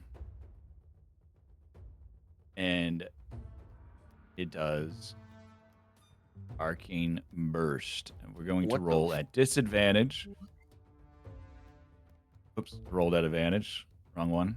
Didn't mean to do that. So it would be the 7, the 20. Wow, that would have been another nat 20. Stop it. He's unstoppable. My AC is 14. So What do I it have would to have download been for? 7 plus 6. It does not hit. Oh, God. So he casts Arcane Blast at you, or Arcane Burst at you, and it shoots wide. And then she also takes out a potion and drinks the potion. But before she does, she looks up at you two on the rock. And look, you may think you're doing the right thing, but you're not. And we'll stop you for our queen. And she'll rise. And then he drinks the potion and disappears. Which And then she drinks it, she disappears, and it's Orion's turn. All right, so after Orion really coolly saved Glim's life, because this creature opened its mouth to blast a big thing of poison, and Orion just reached out and jammed his big massive arm in its face, and it exploded in his mouth like like someone would with a dragon if they were powerful. He's gonna follow that up by rearing his big fist back and taking a big heavy swing at this guy, this big drider right here that he can still not see, and I'll roll with disadvantage. That's all right. 14. 14 does not hit. you can roll. You can Damn. roll. You're not. Oh, blessed yeah. anymore. Oh, Not yeah, blessed wait. anymore. Oh, you You came were- down. I switched it. Oh no. It Oh. might have hit. It's okay. Okay. What would it be? Alright. No, Did that's nothing. it. It's 14. That's 14. And you know what? I used my bonus action to keep my rage going. That's my turn. All right.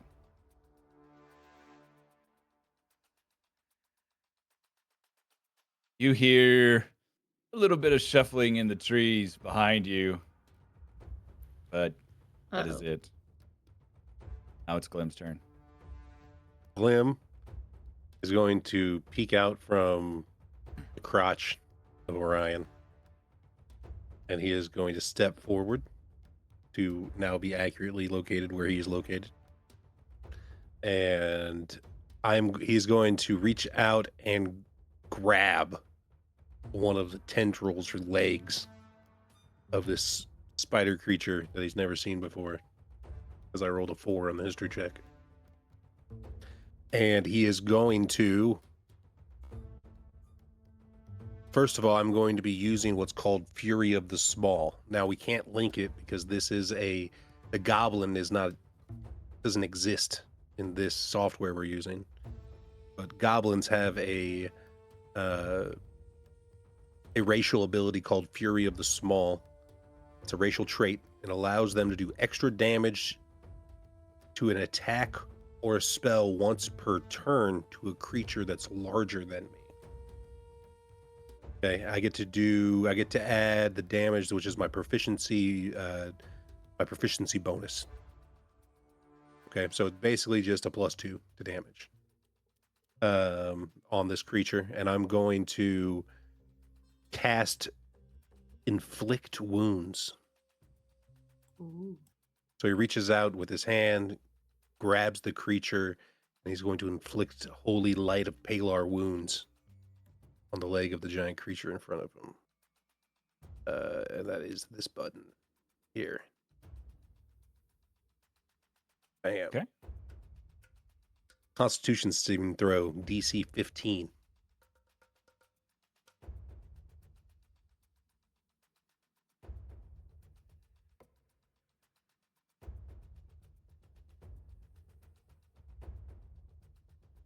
$11 Oh, fails. Okay. The creature will take 2d10 damage. Ooh. right. 8 points of damage. Plus 2. Plus 10 2. points of damage because of my Fury of the Small. Okay. And then Glim is going to use his other talent that is given to him because he is little. And as a bonus action, he will, since the creature in front of him is bigger than him, he will disengage and move himself through the legs of Orion to stand behind him on the other side. So as you inflict wounds before you move away, Mm-hmm. what exactly does it look like? Okay. He reaches out and grabs the leg of the spider, looks up at the way above his head, looks up and whispers on his lips the same words heard whispered by that he recognized working for so long with his mentor. and he whispers these words that are he doesn't even know what they mean. They're in a different language. He doesn't speak the language, but he whispers the word, looks up, and as he looks up, his eyes glow white with light.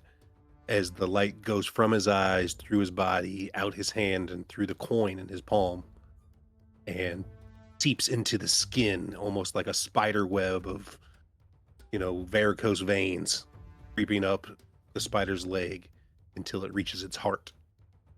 And then you see it pulse inside the chest of the Dryad. Right. Dryad, so of the Dryad. as that makes its way up through the creature's legs towards his heart, the creature's already incredibly wounded, and his heart bursts, and he crumples down on the rock, falling down the side of the cliff, and dies. Hey, hello.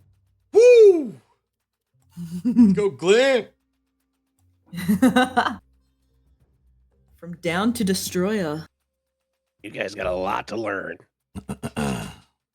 Just walks away. between her hind legs. Man, I wish I had strong rolls when I made my character. I know.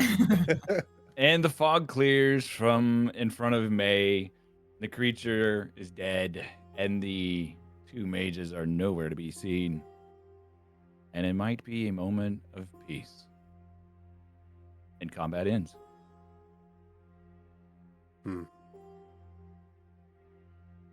Getting late. Ugh.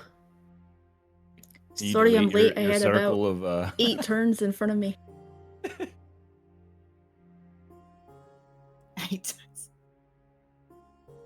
Ryan, are you alright? I am fine. I'm just going to try and find my way down. And Orion's like very slowly like lowering himself down the cliffside. You able to delete this ellipse? I'm trying. I don't know how. I can refund my resource, but I don't know if we'll get rid of it. No, that's not it. I can't believe we got him. Hey, you wee goblin, great shot, lad. Yeah. Goblin magic, right? That definitely was no magic, but a better question is what the hell is this creature doing here? I don't know. I've never seen any. What is it? I've never seen anything like it. And who the hell were those elves? They told me that their mother's gonna wake up or something.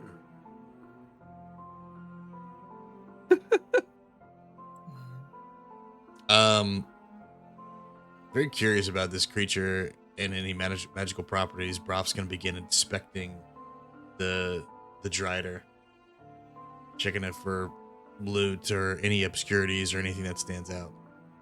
Well, they're discussing. Hey, what do you mean here, mother? Tell me more, lad. I mean, I don't know really. There's so much was going on. One of them said that they'll get us later, and the other one told me that their mother will wake up and come after us or something. I think they're trying to stop us from delivering that letter. I don't know what's going on. First the orcs, and now this. There seems to be some people after us. Some nasty people. And for what reason, I cannot think why. Brov's gonna turn and give a serious look to Orion. You don't think this has anything to do with our... Kind of stop there. I would hazard a guess no. I believe this has more to do with the letter.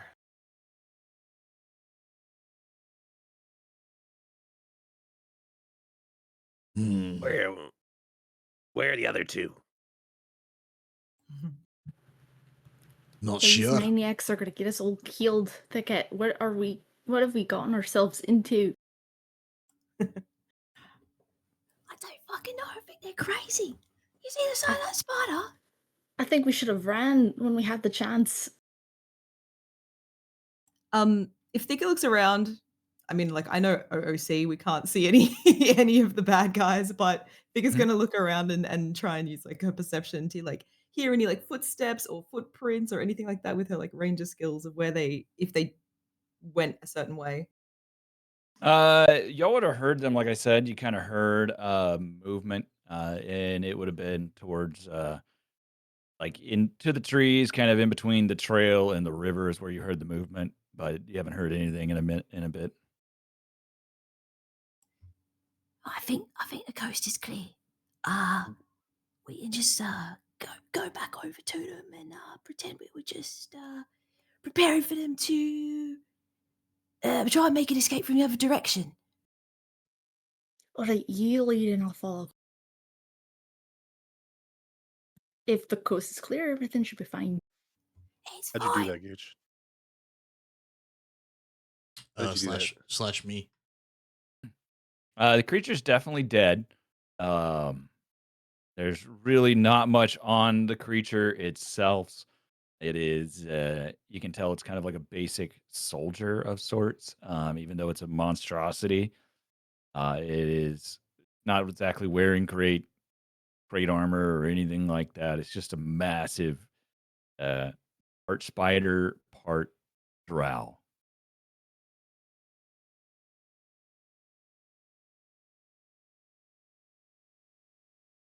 Look, I'm not sure what's going on here. But this is now the second time that we've almost been killed. And it all started once you two got involved. Bruh, Oh, pointing yeah. at those two over there. Not this again. Who? Oh, we could say the same about you. We were perfectly fine on our own until we met the three of you. In fact, really, the goblin there What? is the only one who could handle this on his own. You guys didn't do much at all. In fact, several of your spells missed. Well, I don't know what you all are doing traveling out here. But what I can tell you is that you all have a lot of learning to do about surviving. Blim's Yeah, gonna that we take, could agree on. Blim's gonna start creating like a pyramid of tinder and building a fire actually right next to this dead Strider body. Upon the insult of his magic, he's going to step forward. I know you're not accusing me of misspells, that's for sure. First off. And second off, you're lucky that me, the goblin, and the tree were here while you two ran off into the woods. Don't think I didn't see Thicket there scamper off into the tree line. I was just trying to get a better angle, right? What if they fled to the north? You're just standing Yeah. there in this. What were you? 120 feet away? What were you doing? Picking your nose? You should be thanking Thicket. They're the ones that created the fog cloud that protected you. Me and Ori were just fine traveling these lands for a long, long time before the two of you got involved. And now, only a matter of time before we're having strange things happen. Visions, orcs, not just orcs, orc cons trying to capture us, and now these two elves saying that they want us dead or we're doing the wrong thing, whatever's going on. Well, only one of you can see, and only the other one can land a blow. So I don't know how well you guys got on by yourselves for so long.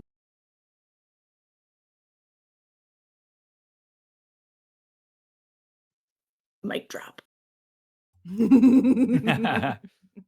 Mostly by sleeping at night.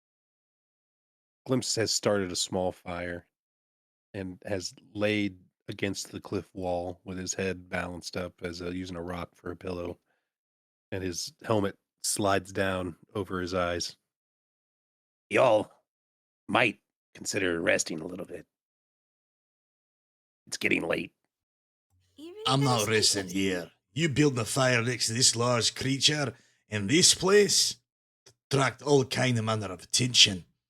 If we're resting, it's not going to be here, and it's not with those two cowards that fled away who say that me and Ori didn't do our part in that fight. I saw that tree. He was waving his branches around, missing everything.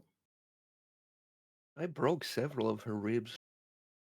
Be I'm lucky that tree who has a name Orion doesn't wave his branches in your wee direction, Gnome. He couldn't hit me if he tried. Couldn't even see her. That's because she's too busy running away. Orion's looking in their direction. Maybe only like 20 degrees off this time. Roll of threes. Rob's going to turn to the goblin. Hey, Glim. Glim. Glim? Aye, and now we have one hard of hearing. Glim Let's is- just all lose a sense. Glim is Even sleeping. ourselves out. If you'd move your silly hat there, you'd actually see this one's tired from putting up so much work in this fight. He's sleeping already.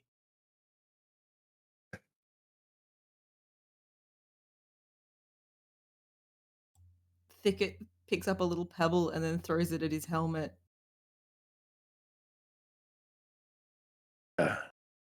It's in morning already. Glim Hey. stands up, kicks dirt on the fire, fixes his helmet, tightens the strap. Hey, Glenn.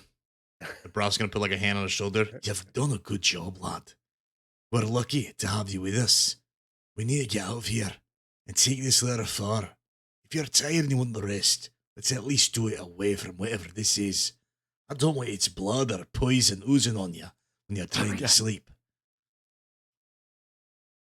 Okay. It's supposed to come out as May. I'll pull a torch out of my pack and use the embers of the fire to light it.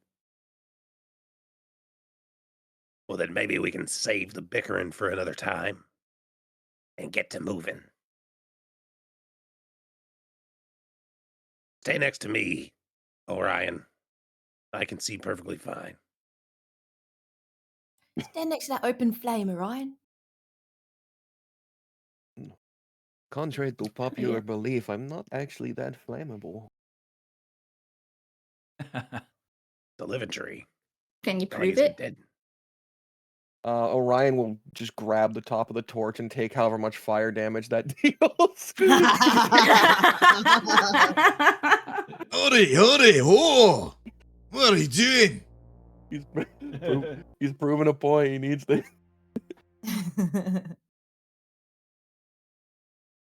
Listen, we can all argue this or that later. Regardless of what you all are doing here or what adventure you're on, I can tell you this.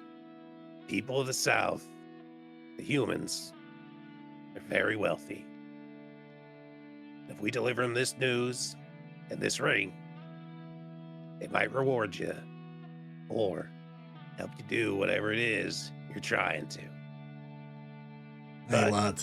the more we stand around bickering with each other, the less we're gonna have on the road. Agreed.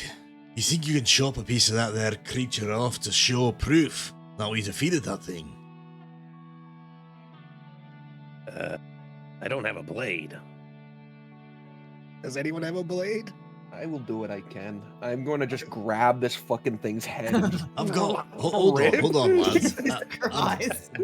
Before that, Ruff's gonna reach out to his side. He's gonna pull. has a blade. He's gonna pull out a dagger and he's gonna hand it, handle first towards Glim. Use this, lad. All right, and then Glim's going to kind of parkour up the side of this drider, and with very quick ease, as he seems to have removed a head or two before, He is going to take the knife and with a couple of quick movements, he's going to pop the head off. And what color is it? I would imagine that I'm going to do it in a way that he is standing back from the head when it comes off in case anything splashes. And he's going to grab the head and chuck it down on the ground at the feet of Rolf. And then can I throw... I want to do this stylish, but I want to just see if it works. So do you mind if I roll a d20 to see if something works? Sure. I'm going to throw the dagger down beside the head at the feet of Rolf. Okay. And then I'm going So- to parkour down the body and land back where I was standing. As Ross picking up both the dagger and the head, he's gonna turn to Orion. Buddy, we know these woods well. It is dark. If we can get far enough away to make camp for the night at least. We can travel more in dark by torchlight, or we can camp and do it in the morning. I still think we take this note here to the Southern Queen. Goblin, Glim, I'd like you to come with us. Finish what we started, or that lad before. I recommend we take the other. Even if they have something to do with this. This creature went and attacked that one there. Went straight for her. So whatever these are not affiliated with. That much I'm certain. If you want to find your way outside these woods, you best stick with me. I know these like the back of my hand. While I'm saying that, by the way, my big arm grabs one of these like big ass spider legs, and I just like snap it. I want a big spider leg. I'm taking a spider leg with me. Okay. Hell yeah. Use it as a walking stick. I'm gonna wear it over my shoulders. Right then, whatever you say, Ori. You're not wrong Big either. ass crab leg. If we've got everything, then Thicket, why don't you see if you can lead us to a nice little campfire? We'll make camp for the night if everyone thinks that's smart. Otherwise, we travel by nightlight and torch. Now, as we're traveling, I believe that we were traveling, Zeus, and correct me if I'm wrong, maybe I'm wrong. I believe we were traveling not on a road, but just off of a road.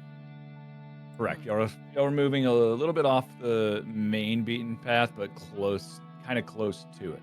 Okay, so as we travel, I would like to try to keep an eye on that road whenever it catches my glimpse or whenever the forest kind of thins here and there, or whenever I have a chance to look over towards the road.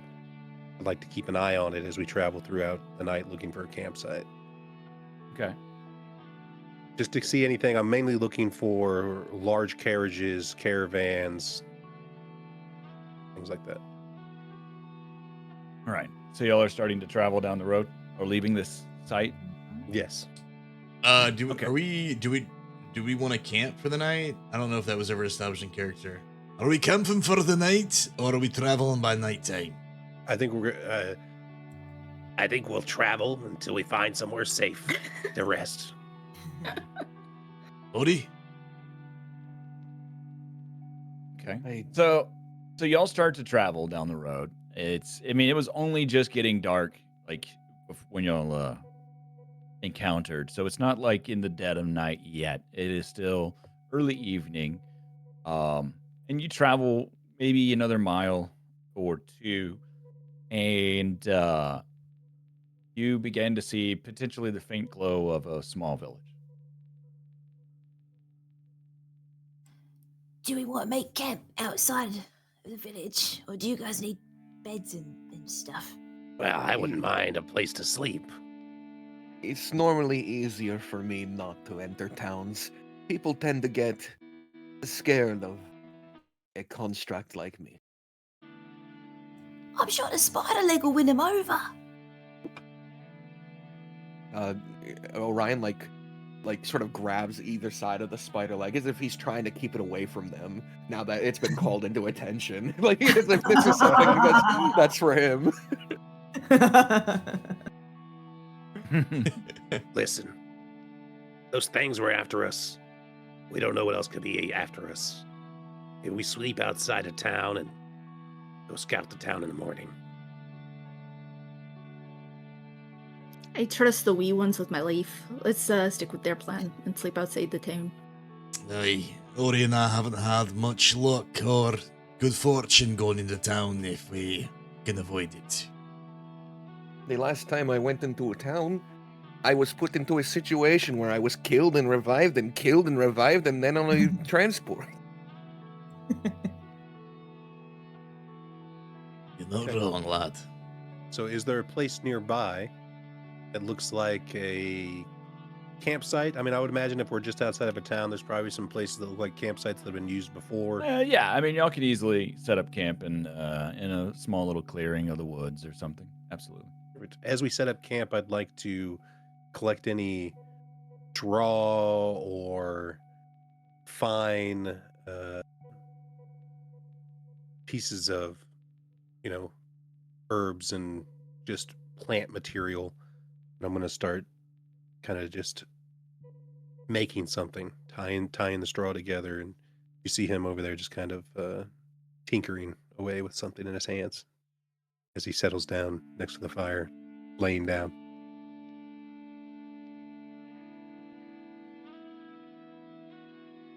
I don't think we should all sleep at the same time. Probably take shifts, at least to keep watch.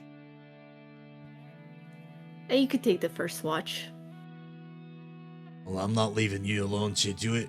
For you to just run off in the night, I'll take the first watch with her. I'm not gonna run off without Thicket. And I'll make sure of that. We'll take the first watch, and Fine. we'll take the second. I'll take a second.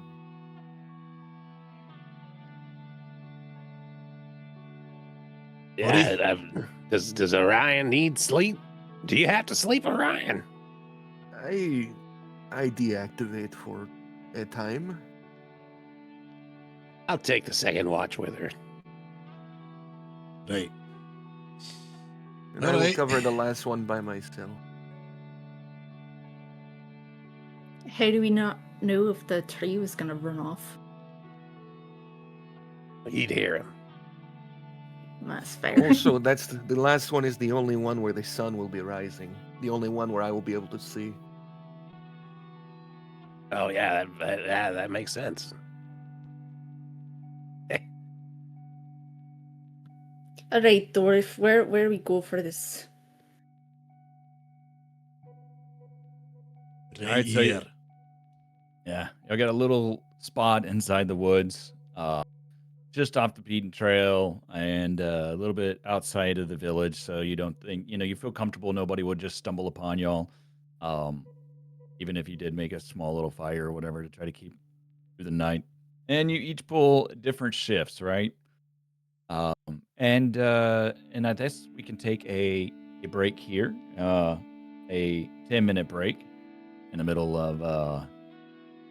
of y'all's sleep as you are beginning a long rest. Hey.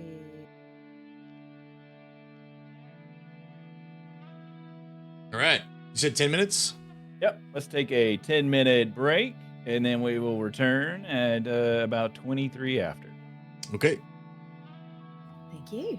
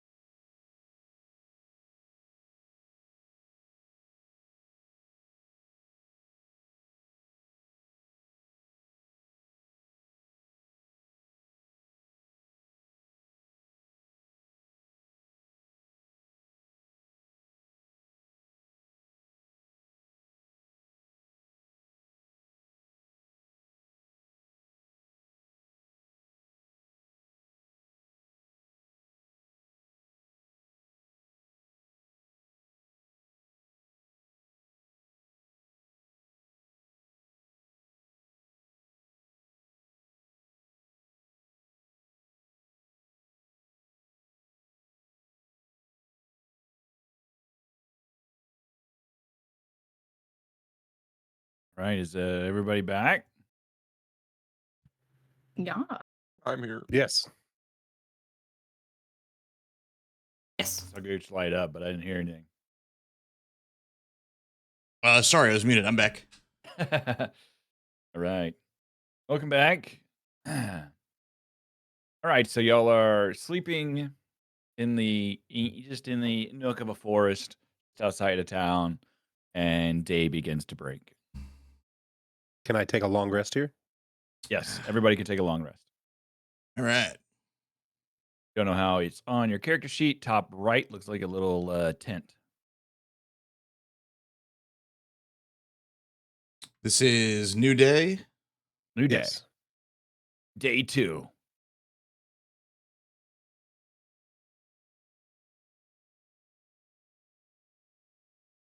Me too.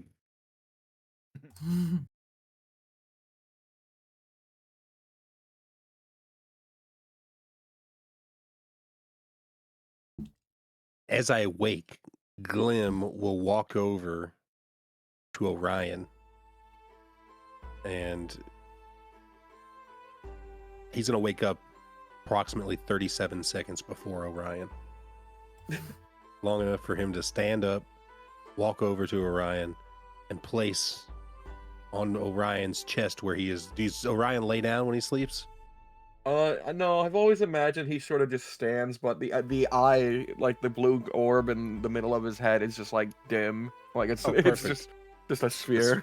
That's perfect. He's going to climb up Orion's body, and he has been working on it all evening and when he was on watch, and he's going to take this string that has been created a beard of dried vegetation. And he's going to place it on Orion's head just below the hole, so it looks like Orion has a beard. And he's going to hop down. He's going to start eating some rations out of his sack. That is next to the fire awesome. that's going out. That is so awesome. Would Orion wake up during this? Is this, what normally would wake up Orion? I like to think that when he goes dormant, when he deactivates, like the only thing that wakes him up is Broth like directly calling for him. So he'll sleep right Okay. through this. True tree style. He just plants some roots in the ground that come out of his feet, and they just hold him in place while he sleeps. Actually true. It's in the description of the race that's how I get nutrients. I don't have to eat. If I can do that. Okay. The dawn begins to break. Everybody starts to wake up. Shifts are all ended. And Orion has a new vegetation beard. Unaware of it entirely. Orion, I made you something. You made something for me. Yeah, you said you didn't want to go into the town. So I made you a disguise.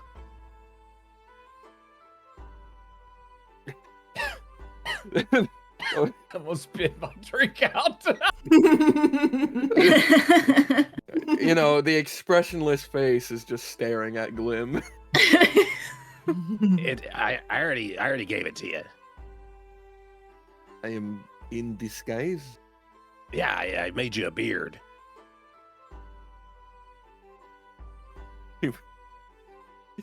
He reaches up and just touches the like the fucking leaves. I don't Now think no one this... will know. Okay. Glim's very proud of his work.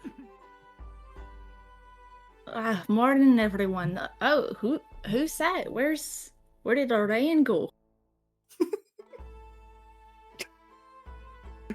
See, I told you. Works every time. Just the most neutral expression ever somehow gets more neutral.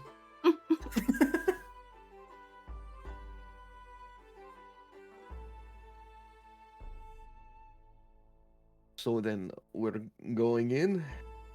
I mean, someone needs to. If you don't want to, I understand. I mean, it's not like they look at me like I'm normal. Well, we should just tread carefully. If our mean, assassins are really keen on getting us, I don't imagine they'll care much for civilian lives anyway. Well, the most normal one here is Thicket. So I guess maybe she should go.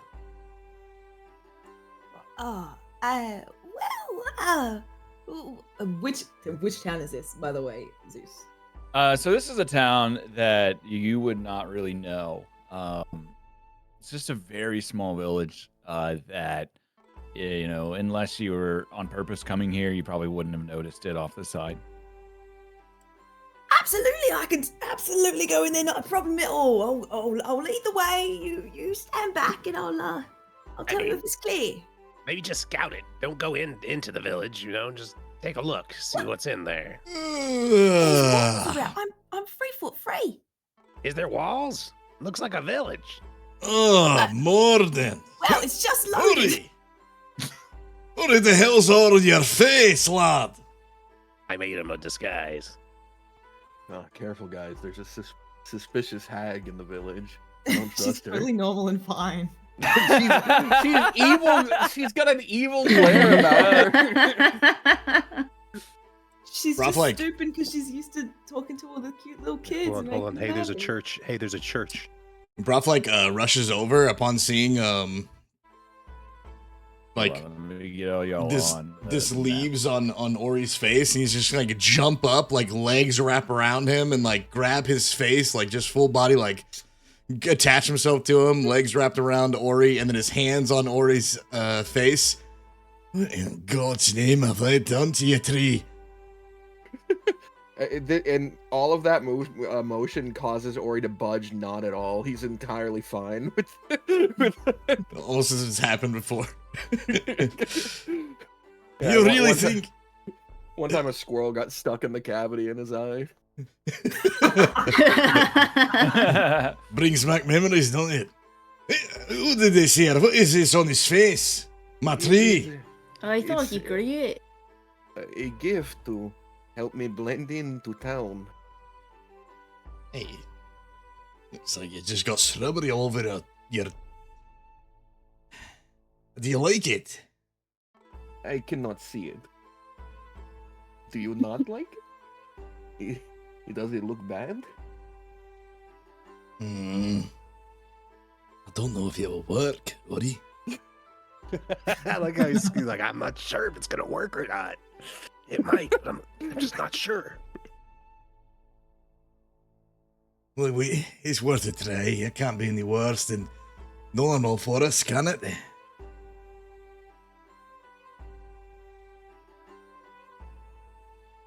You don't know where you're at. You're all up in the top left, in the wooded area. Why don't three of you all stay here? Or just follow behind us about 100 yards. And Thicket and I will go into the village and scope it out. Ruff's gonna climb down off of Ori at this point and turn to Thicket. Oh, surprise you're still here. And look over to May. And you as well. What a surprise indeed. I lean over to Thicket. He just watched me all night. He wouldn't take his eyes off me. He didn't say a word. I thought you were supposed to be watching for enemies, and you're just watching me. I think Look, he thinks we're his enemy. I'll be honest. You're lucky. My tree friend Ori trusts you and wants you here. Because I don't trust you. Oh, he's a clever stumpman, isn't he? You don't trust us, I couldn't tell. Good. Oh. Hey, good morning, Glenn. I love that Glim gets a pass in all this, even though he showed up at the exact same time and could be Yeah. as responsible. But Glenn- neither side blames Glim. He's neutral. middle He's ground, Switzerland. He's really good at that. he also put in work on that Drider, so he knows, you know what I mean? Glim climbed up and got right next to Ori, so Broth kind of has like this, I respect this little guy. I wouldn't want to get on his bad side. No. Well. And I'll go into town. Oh, like you're that leaving plan. already? I mean, we need supplies. If we're going to be traveling this long, we can't just walk south for 2 weeks. It's Also, we need horses. Remember, that was the plan. Find a town, find a carriage or some horses so we can travel faster. We even know what this small town is. I mean, how far this town or what it is from where we're trying to go. Well, there's only one way to find out.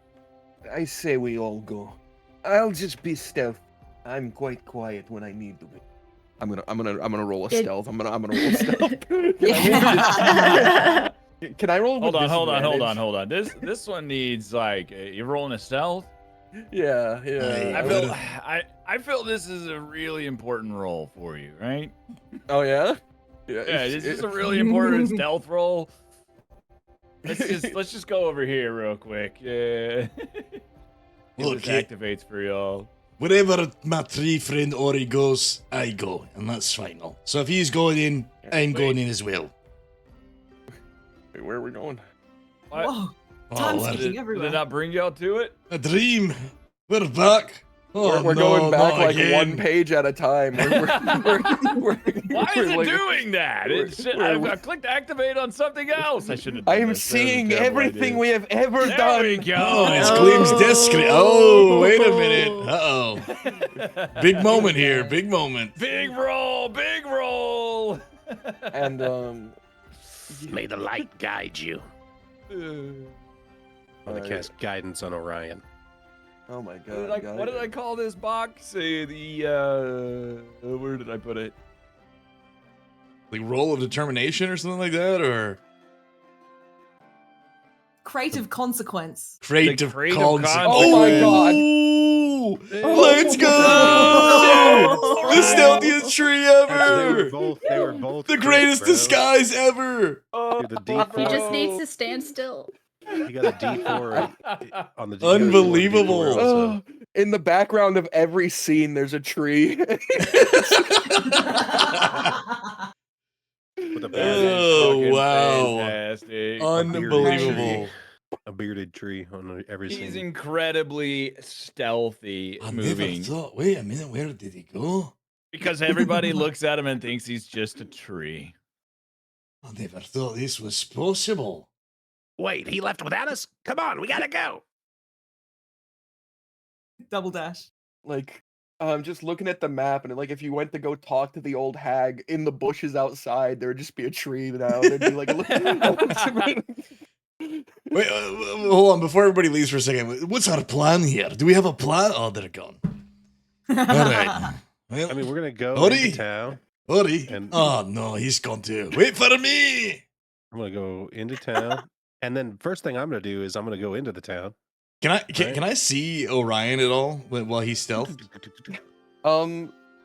I imagine because I was visible to you guys when I started, you would have been able to tell where I went, would but see him. eventually, you know, Okay. maybe I'd disappear. Brof's gonna try to stay within anywhere between 5 to 15 feet of Orion, pretty much in eyesight as much as he can. Dungeon Master, Yes. can I roll a check to see what type of church this is? I love this town, Or by the way. I From love where I'm this. standing right now, do I see the giant statue that is over top of this farmhouse? Yes. So you would definitely see the giant statue. Y'all would But I also just- know that there are throughout the landscape there are these giant statues to the gods. Some of them most of them built really, really, really long ago.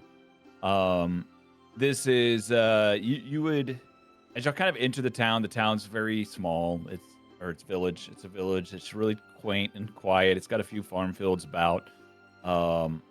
But you would see a little sign that says "Welcome to Eldeth's Paradise." So you could assume that Eldeth's blessing. Huh? No, Is Eldeth. It's gonna be called Eldeth's Paradise. Okay. Mark it down. Yeah, and you would know that it's kind of basically a to the goddess Eldeth. Okay. You can roll a religion check if you want I'm to gonna know. need to, If you 'cause I want to wanna see know how a much little you bit know more. about Eldath.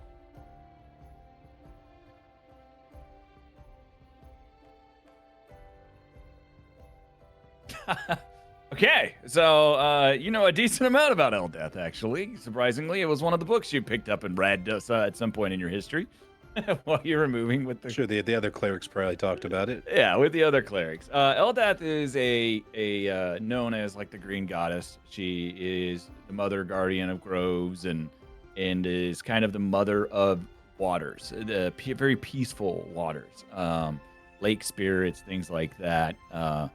Very still, peaceful goddess that invokes a very pacifist nature.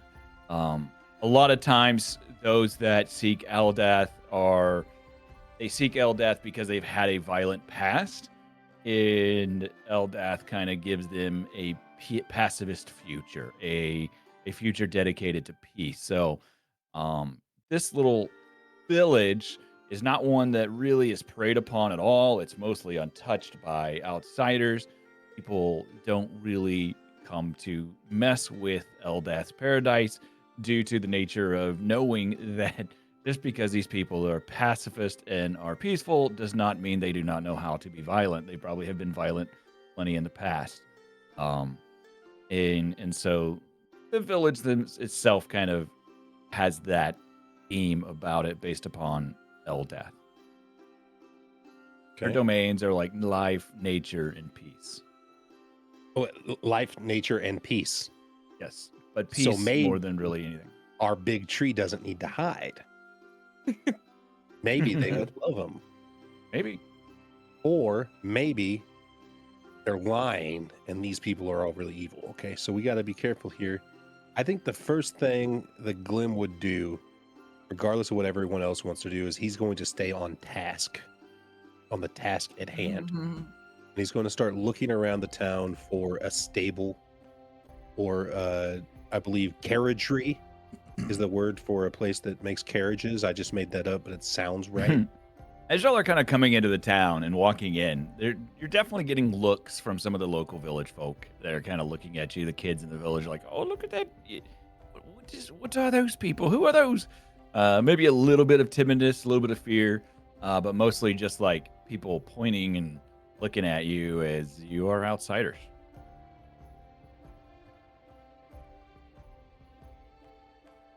Okay.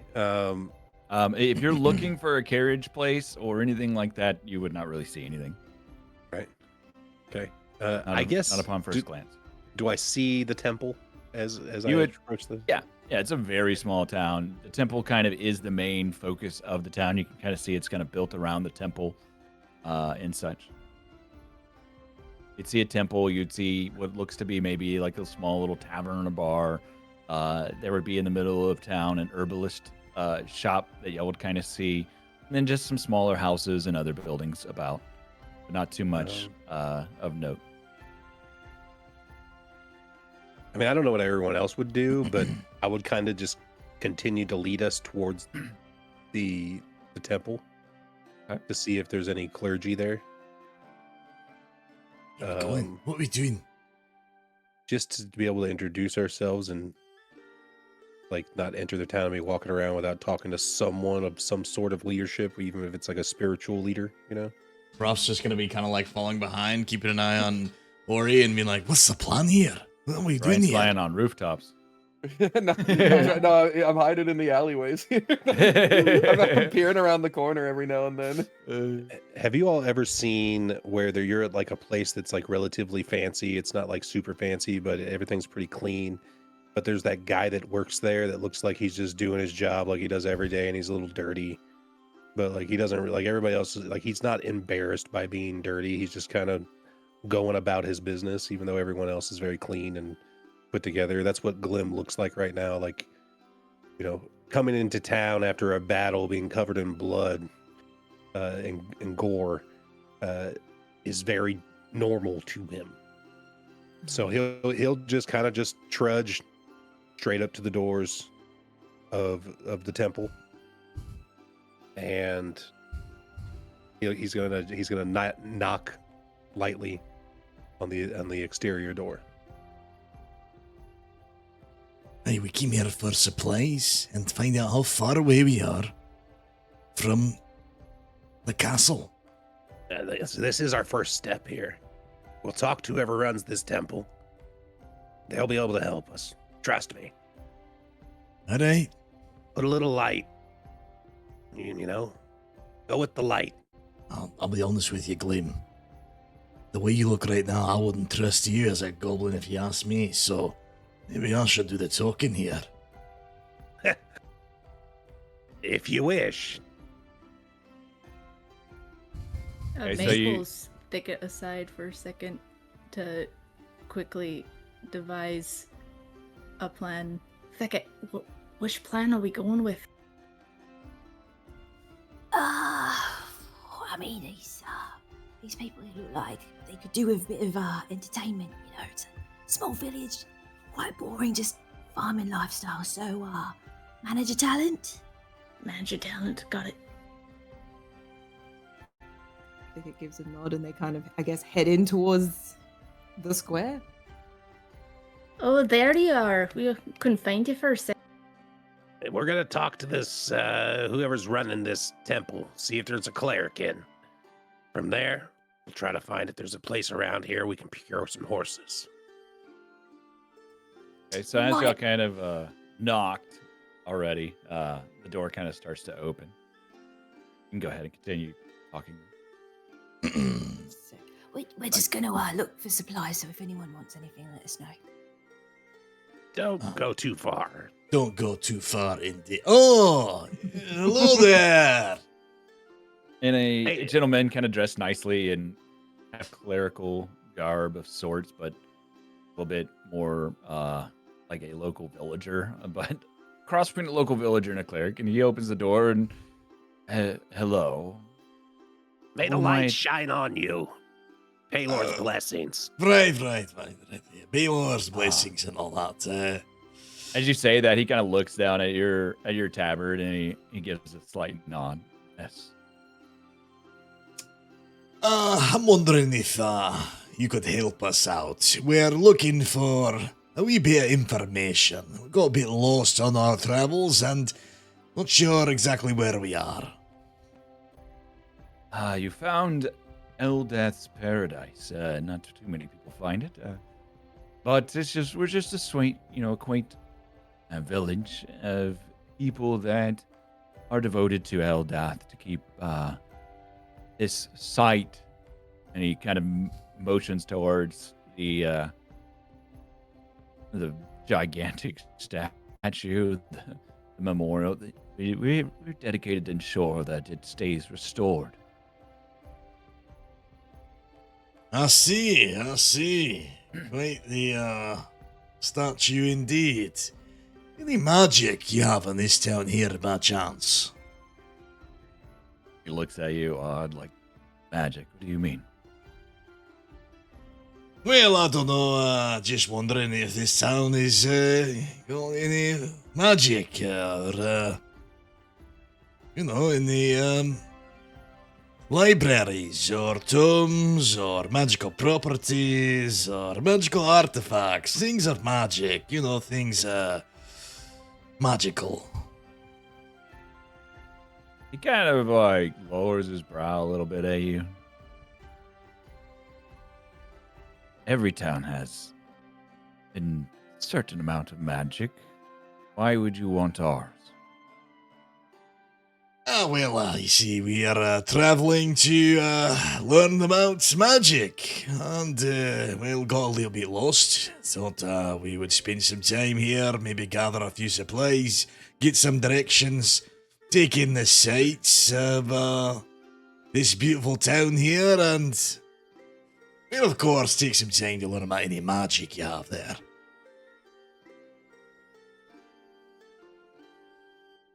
Well, I don't know if we have anything specifically that would be what you're looking for. No. Yeah. We are merely humble people of Eldath. Let's see. I'm sorry for my friend's rudeness. Your Excellence, would wonder to question your name. I am Glim, a cleric of Palor. Oh, a fellow cleric. I am the High Priest Kalen. I believe you would say I am the head of this little village. Perfect, as I had thought. That's why I wanted to stop here first. My friend is correct. We are searching to learn more of magic. However, we are looking to head south quite a distance. Do you have any means of transport, or could you point me towards a neighboring village that might have horse or practice husbandry in any manner? Or a local library, possibly with magical tomes, artifacts, magical prowess, if you will. Have you ever heard of dwarven magic? Like runes, like he motions and looks at your arm, kind of, or like runes. Broth kind of like flex each pecs one at a time at him. Exactly. Yes, I've heard that dwarves are very well versed in being able to imbue things with runes and have very strong capabilities and items and weapons and the such.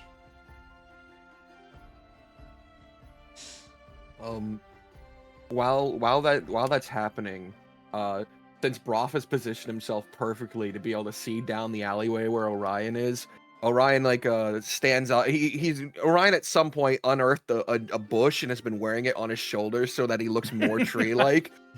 but Orion stands up and he does several hand motions. He rolls his hands one over the other. He points in directions like an umpire and then points his finger to the air. Broth probably doesn't understand any of this. But he's doing that. He's doing that while in Broth's point of view to try and get his attention.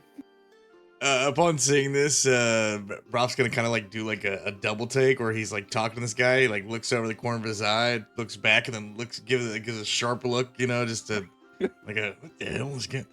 And he's gonna kind of like shuffle his body as he's talking.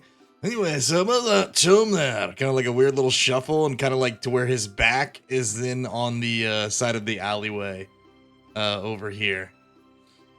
Caitlin kind of looks that direction that you peek, but he doesn't see anything, and then he turns his attention back to Glim. We do not have any sort of stable or anything like that in our town, as we do not get very many visitors, and outside of the few beasts of the field that we don't have much. Maybe a few horses here and there that are personal to those that own them. There are 2 visitors that you may be able to speak to at the tavern that would maybe be able to help you. Two wandering travelers. And it looks at you kind of much like yourself. I will let you know that not but last night, in our travels, we did come across some very worrisome beasts in the wood just to the north of here. Oh, beast. Yes, a drider. He tilts his head at that drider in the woods of the Freelands. Oh yeah, he would notice that like this head of this beast is kind of like tied to the hip of Broth, you know, just sitting there, and Broth's just gonna kind of lightly like pat the top of the head. Is that what that is? The head of a drowser? I thought maybe you were just carrying a large drow's head for some reason, which is slightly disturbing, if I may be truthful. There were drow there. Wizards. Or sorcerers. I can't really tell the difference between these magic folk. Yeah, I thought you'd take a look for yourself. It probably saved you and the whole town, and any magical artifacts or magical information you could pass on. Possibly coin would be great as well. He's gonna like toss the head, you know, in front of the guy. If you'll excuse me for a moment, I've got to take a leak. And he's gonna start like heading down the alleyway towards. He would take a step back from where you tossed the head. Sorry about that. dwarves, you know? I don't, well, I don't Any- doubt that you obviously did something to this thing. It still is quite fresh. I do not have a reason to offer a reward for a head of a yeah. beast at my feet. Listen, I don't need a reward, okay? I was mainly letting you know that there had been danger on the road. As well, things I had never seen before. Now, I would ask, have you seen any other, besides the two you said, any other travelers or trouble recently here? No, we do not get much trouble, not even with the ongoing turmoil in the realms. Most people leave us be as we are peaceful and we do not have much to offer, for we are very humble in our living. Do you serve any kingdom? He looks at you with a question. I serve the people of this town. Very well. We're headed south. We want to learn more from magic, the human lands. But, like I said, travel is slow. Please do take my friend here with a grain of salt. He's a very excited dwarf. Brof's gonna, at this point, get to Orion. What are you doing? What is it? I like to think we're back, like my back is against the hidden wall, his back is against the side wall. We're talking like two CIA agents in the 70s exchanging information bench to bench. And I'm gonna go, I'm getting a strange feeling, bro. That statue, I sense an energy about it. Now, Broff, you would be aware at this point that Orion doesn't have a great intuition for magic. He just sort of goes off feelings. So this doesn't mean that there's actually an energy or a magic to it. He just believes that it's something that you're looking for. It'll help you. Right, well, your feelings have usually been wrong in the past, but this time I got a good feeling as well. Let's go. All right, I'll meet you there. I'll find my own way. He's like going around the back of the building, disappearing into the woods. Gonna kind of approach the conversation for a moment. I think, that statue you mentioned there, it is quite beautiful. The stonework, I'm a bit of a stone mason myself, aficionado of stone, if you will. I think I'll go take a look at that statue. I'll be right back. Be careful, it's a very old statue. And as he's kind of walking away, shout back, and possibly magical. Can I see Thicket and May still, or did they go off somewhere? We probably would have been walking around from storefront to storefront if there Okay. were shops. If I and could stuff. make eye contact with you and do one of those classic kid looking at the toddler, I'm looking at the other parent as the toddler walks away, kind of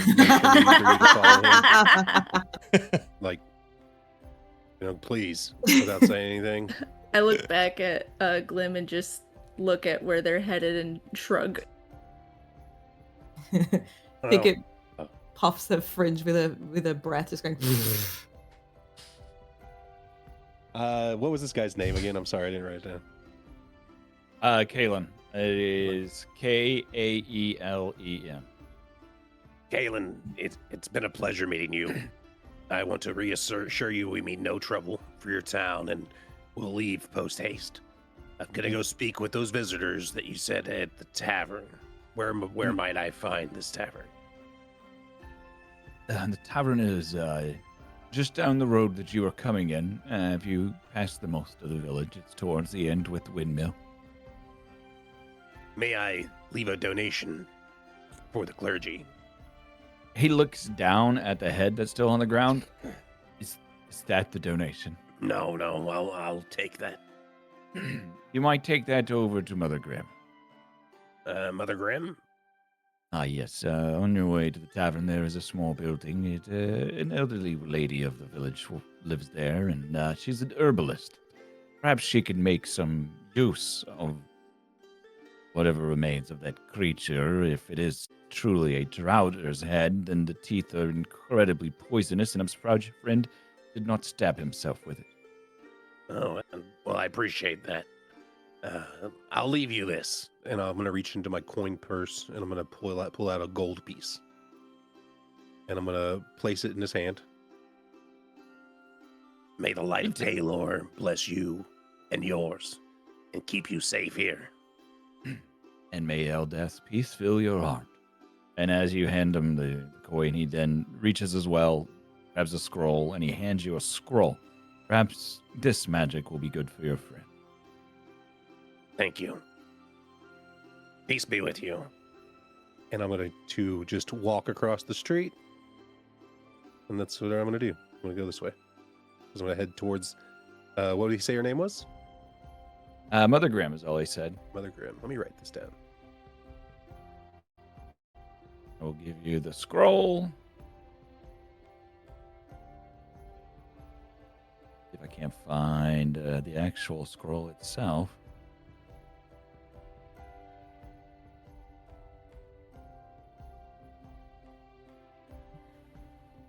Thicket. Yeah. I think they were saying something about there being a tavern. That would be a good place to start. Oh, actually, that's brilliant. All right. We'll get a bunch of patrons. We'll get them to meet us at the statue. Yeah, that's brilliant. So let's go check out the tavern by the windmill. Maybe it's packed. We can draw them out. Perfect.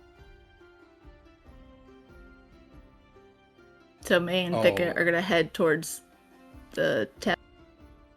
I'm dragging the drow head on the ground behind me, by the way. I'd imagine it's the same size as me.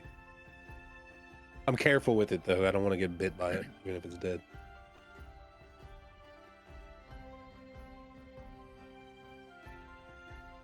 What are you doing with the statue?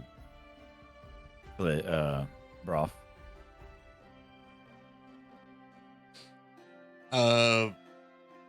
I think once again they're gonna try to like rendezvous CIA style, where he's gonna kind of like get as close as possible, maybe back to a tree. Yeah, on opposite sides of the same tree. Yeah. Aye, there she is. Quite a statue indeed. A real looker with her eyes there. You know, I think that's dwarven made.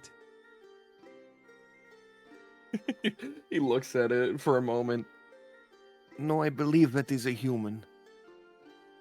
Right, but it's definitely dwarven's made that for sure. That beautiful thing there. It would be Yeah.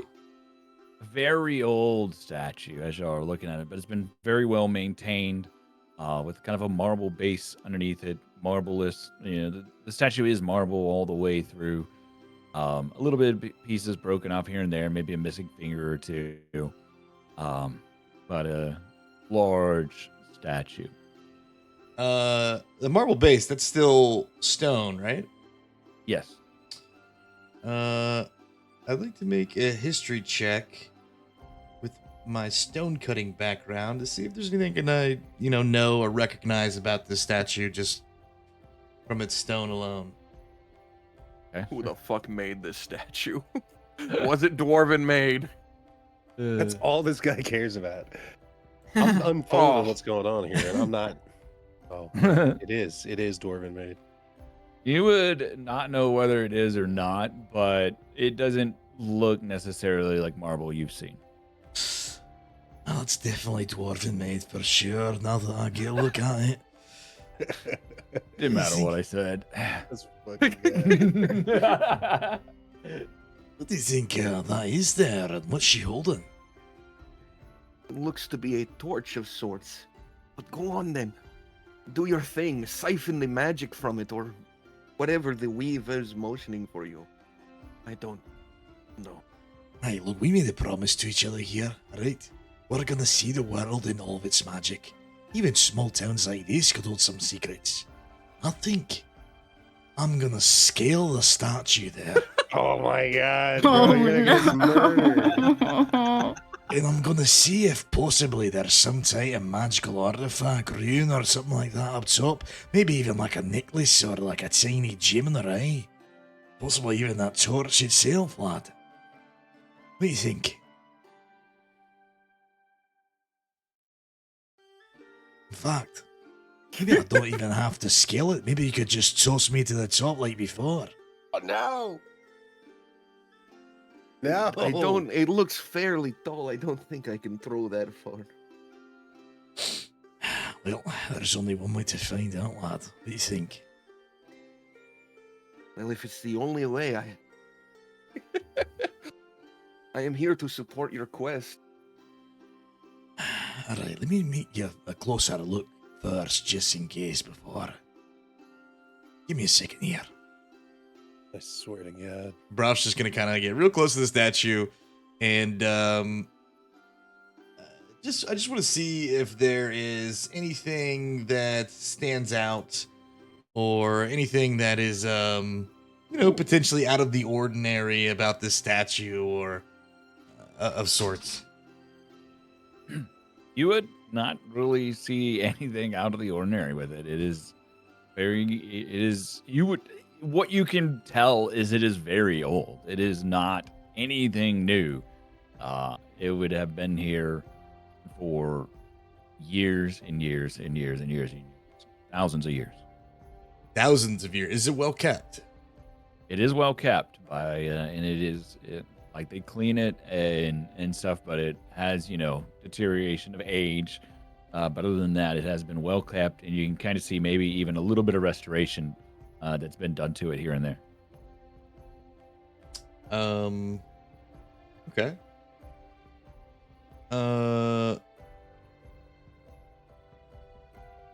Is it possible to make like an Arcana check to see if there's any if I can sense any type of magic? Sure. Okay. Yeah, make an Arcana check. I feel like that's the first step most people make before they climb the precious relic. You would not sense any innate magic coming from the statue itself. Okay. Bruff's gonna go return to his spot back against the tree. Alright. I'll give it a look. Alright. Well, I can tell you it's old as dirt, lads. I'm talking at least thousands of years, and I keep it real intact. A bit of a polishing probably every day, maybe even some restoration as well. I will say though, between you and me, I didn't get any magical sense, but that doesn't mean it's not there. I think I think if I climbed it for sure, I could get a lot closer and get a better sense. It's so tall, I think there's the magic there. It's probably in the torch, if not anywhere else. Pause. I need to know this. I have to know this. What is the intelligence rating of Broth? Like his intelligence score? Yes. Well, I mean, I can tell you, but what I'll tell you instead is this dwarf is it just OOC. Is it? Oh, I'm a OOC. What is it? You want to know his actual score? My intelligence is +1. What's yours? My intelligence is +0. Okay. What's your That- wisdom? That being said, +1. But that being said, this dwarf is driven by magic. It is literally an obsession. Oh, you're good. I just wanted to make sure that we weren't dealing with two guys that are tag teaming a situation by themselves who have, negative intelligence. Bro, Yeah, I that'd mean, be crazy. I wouldn't know about that. Orion's quite smart actually, but he just supports Broth in his endeavor entirely, and Broth, Okay. And vice versa. These two are driven. They have an internal quest for magic, and it's I had probably to going to check it drive pretty much everything they do. I had to ask. Right, well, Okay. give me Hold a on. moment here to stretch there, and I'll probably start scaling that bad boy, and we'll take a look at that there torch No, and see wait. if there's... we should ask the others if they have climbing equipment. I don't want you to fall. My God, Ori, you are a bloody fucking genius. You're right. Did you Hold on, give me a see few which way minutes. they went? Give me a few minutes to check my pack here to make sure I don't have something. We're gonna take a couple minutes to check the pack while they're doing that, and then let you guys see what's happening down at the end. All right, mate, this is it. Or I'm me. Sorry. You wipe yourself up, mate. That's the way to go. Yeah, sorry. Yeah, come on, mate. You can do this. All right, That's it, Thicket. mate. You- You're the manager. I'm the bard. Always the way. All right, let's give it a go. We enter the tavern, please. Okay. It's just a quaint little, very small tavern that kind of has a little bakery attached to it at the windmill, and they make a lot of little bread, I guess you could say, for the locals from the wheat from the fields. You would see a bartender inside, and then you would see just two other people inside the tavern, kind of sitting at a table, sharing a drink. This wasn't the crowd I was expecting. Though 2 people's not bad. Well, 2 people plus a bartender, so we've got at least 3 people. Maybe they've got friends. They All got eyes some- are looking at you, all 3 of them. And just Hello, everybody! This is my wonderful, talented friend over here. We've just come all the way from the Sunborn Kingdom, and we're here to perform for you today in front of the massive statue. Who's interested? It's not something you're gonna wanna miss. they take a drink of their ale and roll their eyes and just go back to talking to each other. Oh no. Well, You Big have to give him a persuasion, big sample. persuasion. You have to give Hang him a on, I sample. got. I thought there was going to be a persuasion roll there. Don't worry, I got this. You 2 gentlemen there. I bet you've never seen a performance like this. Now tell me you're not interested. Ooh. They kind of look at you. They turn back around. What do you got to offer us? It's any different than any other musician. He's from the stylings of the well-known Copperback. He perks it up. The what? It's my own take. It's a cover, if you will. It's something that you'll never forget. And can I make a persuasion check? Yeah, go ahead and roll persuasion here. Let's go. Big roll. I need to see how much plus it is.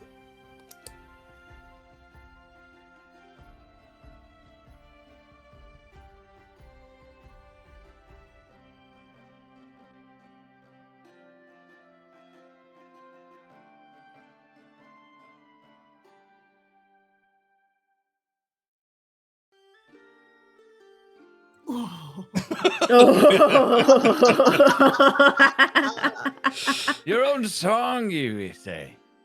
Oi, is that his own song? Hey, their own song they want to play. They think we'll enjoy it. I bet they want us to give them all of our gold too, oi? That would be a good start, yeah. Hey, we also accept food. Both these guys are armed. As you say, that would be a good start. He kind of slowly moves his head to rest on the hilt. You want our gold? Only if we can earn it, of course. We wouldn't just want to take it from you. Give us a Alright. chance to Oh, prove ourselves. oh, yeah. Oi, all right. You want to Tell you earn what. all of our gold with one song? Well, Absolutely. The performance is a bit lighter. I wouldn't want to waste all of my talents right here now in front of just 2 gents. It's for a big audience. What about the bartender? There's 3 of us. He could come too.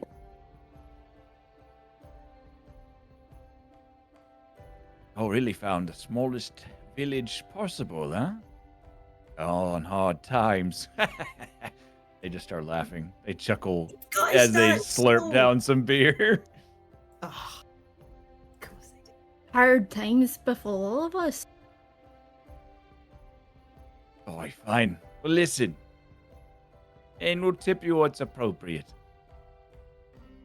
Perfect, lads. Alright, you can find us at the big statue at the center of the town. Oh, all right. Well, come get us.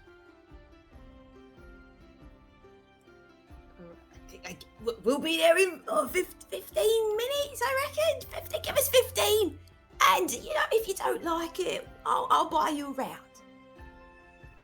Oi. The one that has been talking, he elbows his friend. You hear that? They're going to buy us around. Bring your friends. It's just the two of us are friends. Well, anyone else, please. That's a bit sad. Um, Why don't you work on making friends with the bartender and bring him along? Bartender doesn't want to be friends. He wants patrons. Alright, let's say after my stunning performance, we encourage everyone to come back to the tavern to have a drink. A little Oi. after party of sorts. This town partying, that'd be the sight. They're kind of grinning and having a good laugh at the conversation. Ticket, you would notice a little symbol that both of these two gentlemen have as a little gray sword and shield that's really small, kind of that each of them wear on their chest armor. And you would know that they are called the Greys. That little symbol is those that are the Greys. The Greys being a wandering group of armed, kind of all volunteer soldiers for the freelance.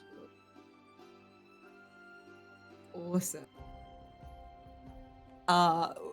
When Thicket notices that, their smile drops just the tiniest bit, but nonetheless is trying to keep up at least some level of enthusiasm and determination in getting this whole thing to kind of pull off and be rewarding. well, see you in 15. Get the rest of your group there. Yeah, I know you don't travel alone. And we'll see you. We'll see you soon.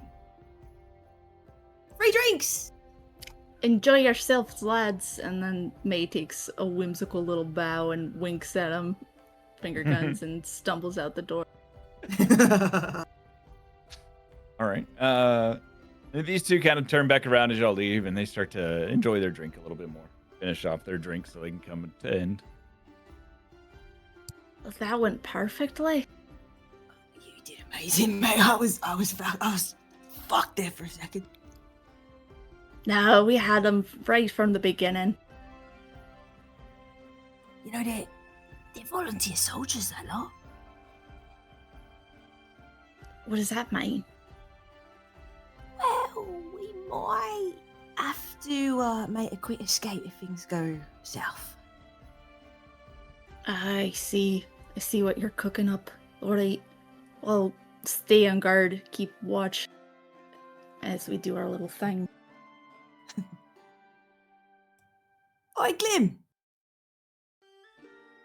Hey, where the hell did you all go? Oh, we made some new friends. Where's Broth and Orion? I thought I thought you didn't, you you had didn't them. get the symbol. I gave you the nod to go watch them. And I gave you the symbol back as to, okay. So? Again. Did they run Walk up to away? this door. Yeah, before you saw them go. Yeah, well, I'm not hearing anything about him saying I was running away now. Well, did you get any information from where were you? Hey, we went to the tavern. Oh, all right, you get any information? Yeah, they're freelancers. Beckett knows better. Volunteer soldiers, the Greys. Would I know what the Greys are? You would know a little bit too. No. For the most, like a little bit, not a whole lot, because most of your time has spent, but you perhaps would have seen them a little bit here and I there. probably And scraped some of their dead bodies off the ground here and there. maybe they are I just put a little thing in chat, but they're mostly seen as like a good force throughout the free lands. Mostly, they rarely ever leave the free lands. They kind of are all volunteer force that come from the small villages. Kids that grow up in the free lands that want to, they idolize them as heroes and are like, I want to be a gray one day. When They're I grow like up the- and so protect they're the- protect the people. They protect the freelance. Yeah, Okay. this middle area of the Freelands, it's a little bit away from the Gold Coast, where the golden, that band that is more controlled by the Gold Coast Corporation. These guys are more like they are able to control a little bit more of the and give order to the main areas of the Freelands. Okay. So you would maybe have heard of them, maybe never met them before, but maybe heard of them. There's not a lot of them, but every now and then you'll meet them roving the lands and performing contracts or things for certain people, almost like mercenaries, but they're volunteer. I'm going to drag the head up onto this porch as they're talking to me. That's what I've been doing this whole time, is dragging the head. You've left a You trail haven't of gotten like rid of black that thing yet. ooze. And then I'm going to slump it down on the porch and knock on the door.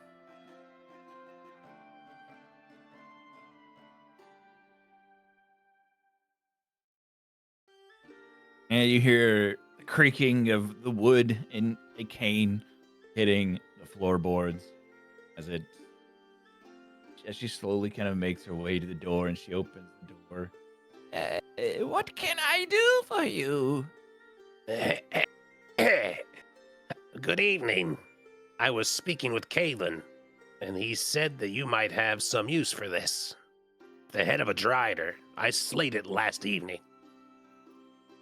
Her weary, wrinkled, gray eyebrows, brow kind of raises slightly, like a drider. Oh, kind of looks at it over. I'm an herbalist.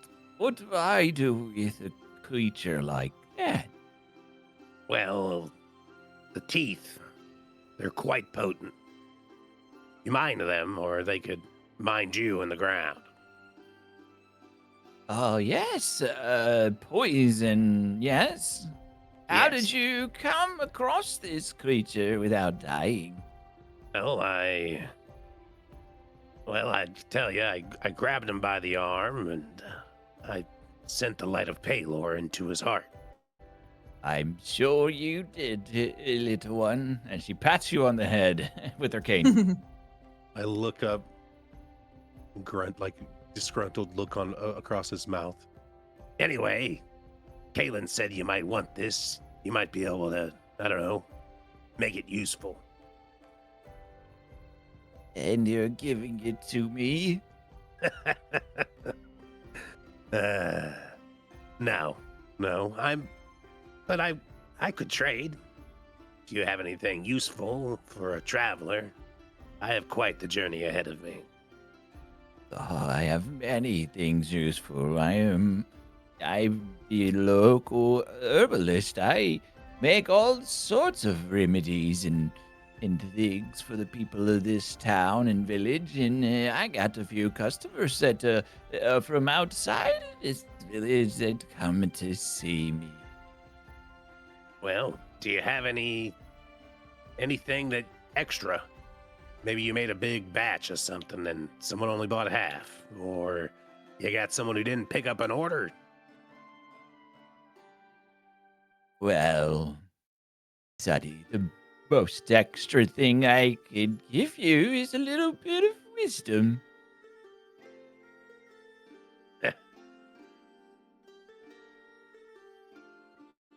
Yes, I've lived a very long time.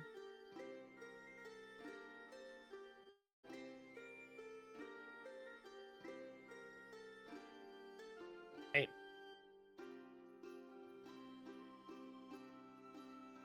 You don't want my wisdom? Well, if that's all you got to trade, to be honest with you, ma'am, I'm not wanting to lug this thing around. I could always Well- use a friend. So sure, Sounds like a fair trade to me. Well, I have more than just wisdom. I have, like I said, potions and such. What about a little bit of this and a little bit of that? Maybe a couple potions and you lay it on me. Oh, well, come on inside. Let me see what I could give you and carry that thing in for me. I can't carry it. I'm gonna drag it inside. She kind of steps and walks back in using her cane. Wow. Starts fiddling around. As you kind of enter, you'll see, a very small little crowded area with vines and flowers and herbs kind of hang drying along the walls. A lot of various things. Some potions kind of up on a shelf. It's kind of everything's very, very cluttered and just kind of strewn about. It's not organized at all. Maybe some, different weights that she can weigh, different ingredients on the counters. But everything's kind of messy and just strewn about as if she doesn't really have any reason to try to clean everything up or keep the place in tidy condition. I don't think that bothers Glim at all. And I think he actually walks inside and finds the closest thing to hop up on and sit on as she walks around the room doing whatever she's doing. Like a grandkid sitting on the counter with grandma in the kitchen. All right, let me see here. What can I get for you in here?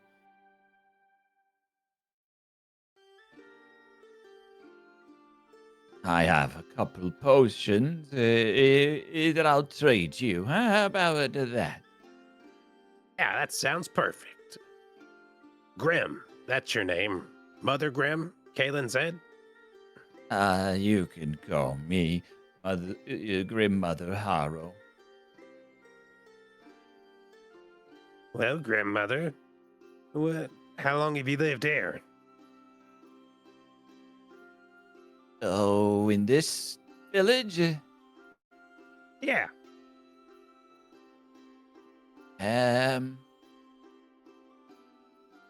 I've lost track of time. And she smiles a big toothy grin where she just doesn't. Yeah, I don't even know how long I've been in this town. A long time, enough to see many people come and go and see the statue.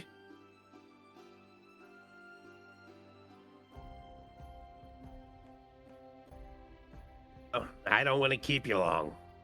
Thank you for your help. She keeps fiddling around, things in the back. And she pulls out one potion and hands it to you. Here's one thing. The first one. I'll give you a second one too if you just give me a moment to find it. That's fine. So she hands you this small little flask. It has a little bit of red liquid into it. Yeah, that'll help you if you're ever feeling not good or sick. It might have a little bit of magical healing properties. All right. This is perfect. Thanks. Yes, what are you visitors here for? Y'all seem like adventurers of some sort. You're carrying this creature's head. Well, to be honest with you, Grandma, sorry. To be honest with you, Mother Grim, I just met the people I'm traveling with, so I don't know them too well. But they seem like good people. We got ambushed in the forest, and they tried to help. They weren't very good at it, but they're learning. You were ambushed? Oh, yeah. A couple of drow and a drider. In our forest? Yes, ma'am. Oh, drow, you say? A couple of wizards or sorcerers. One of those arcane type. They were wizards? Something like that. He's kicking his legs. She's still piddling around trying to find the right, something she could give you. Like, oh, not Are this. these This isn't any hard candies good. in the corner for everyone? Can I just take one? Oh, what's your name, dearie? Well, I'm me. This is my friend Ticket, and we're his traveling companions. We're the useless ones against the wizards. Oh, hi. I didn't see you there. Thicket grins, but their mouths already like full of boiled lollies. You're useless. Oh, no, Hey, we're those trying. were his words. I didn't say that. Everybody's got a use. Takes all kinds. I got 3 Here. arrows. This'll do. This is perfect since you're running out there. Have this oil. If you're ever in a bind, just rub it on your skin. Oh, this is perfect. Thank you so much, Mother Grim. And That'll if you ever need do. anything, and you're in trouble, you can always call for Glim. Oh. Well, now, you said ever need anything. I need something. What do you need? I need some herbs. What kind of herbs do you need? Well, quite a few rare ones that are found out and about. Do you think you could find them for me? I tell you what, you give me a list, and I'll do my best to bring back the herbs you need. Yes, well, just as long as you have any iron vine. Iron Vine? Iron vine? Iron Vine. Yes. It's good for the bones and muscles. I chew on it every day. I'll keep an eye out, and if I find any, I'll bring some back or send it. Good. Good. Don't ever let anyone call you useless, young lady. Sure. Whatever you say, ma'am. And yes, you can have one of the candies. May reaches for the candies and notices they're all gone, and Thicket already has them. Careful, they'll turn you into a frog. Pops down off the counter. He smiles another like big half, mostly toothless grin. I'll look for the Iron Vine, and if I can find some, I'll be back. Well, you forgot something. Oh, the wisdom. Yes. He stands at attention. Never believe people the first time they tell you who they are. Thicket looks at May. May looks at Thicket. That's it? Yes, it's very good wisdom. Well, who are you? Well, I've already told you I'm Mother Grim Harrow. Well, my name's Glim. Pleasure to meet you, young one. She grabs like this pliers and starts ripping the teeth out of the head that's on the counter now. Oh, Careful. It'll It get is. you. I'm gonna Almost walk out the got me. door. I'm gonna walk out the door, and Perfect. Hey, this is a nice town, isn't it? Yeah, it's just taking a while to get out of there. Starting to smell a bit stale. Oh, she doesn't mean anything harmful. Nice old lady. Thicket is like wiping her tongue with her poncho, trying to get the frog candy out of her mouth. I'm gonna go. as the door slowly closes, don't croak. I love her so much, Zeus. Oh my god. I'm gonna start making my way to the inevitable chaos in this direction to check on the boys. Okay. I'd like to think that what's happening with Broth and Orion is going on at the same time before you guys get Before here. y'all get there. So, Okay, so what's going on over here?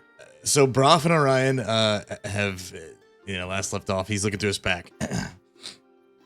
All right, good news. I've got some rope. Oh no. All right, then. That's not my voice. 1 second. Okay. You'll just need to throw it over the arm then, I suppose. You're thinking exactly what I'm thinking. Broth starts to immediately tie like one end of the rope around his waist. Here's what I'm thinking we do. I'm gonna tie this side over here, throw the rope over the arm, and then give you the other side of the rope, and you'll pull me right up.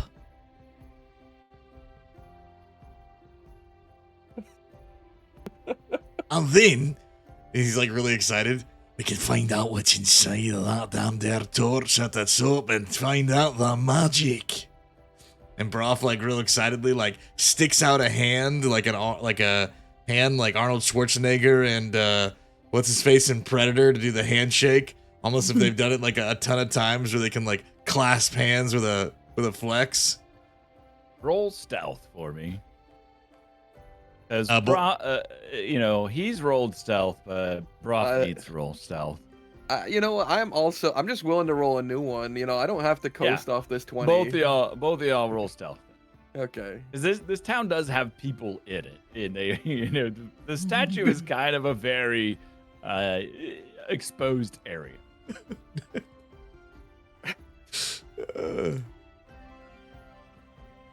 Oh, God. Okay, so Broth and Orion think they're being very sneaky, but they are definitely starting to get the attention of several villagers kind of looking at them strangely. Broth with just like a really big grin, looking up like wide-eyed at Orion with his arm out, waiting for him to like complete the handshake that he feels like they've done many times. Of course, a big class with impact frames. When their hands meet. Right, and they're both like flexing, like as they like in Predator. Okay. And he like begins to start like finishing tying up the rope around his waist. All right, whenever you're ready, I'll go over there, say the word, launch the rope over the side, and then come back, bring the end of the rope to you, and you just start pulling. For magic. Thumbs up. For magic. And so Broth, with the one end of the rope tied around his waist, begins to like start dwarven, running over to the backside of the statue, rope in hand. I feel like about this time is maybe whenever everything is lined up. You got a kid definitely spots you as you run over. His eyes go wide, and he takes off running. No! He takes off running towards the temple.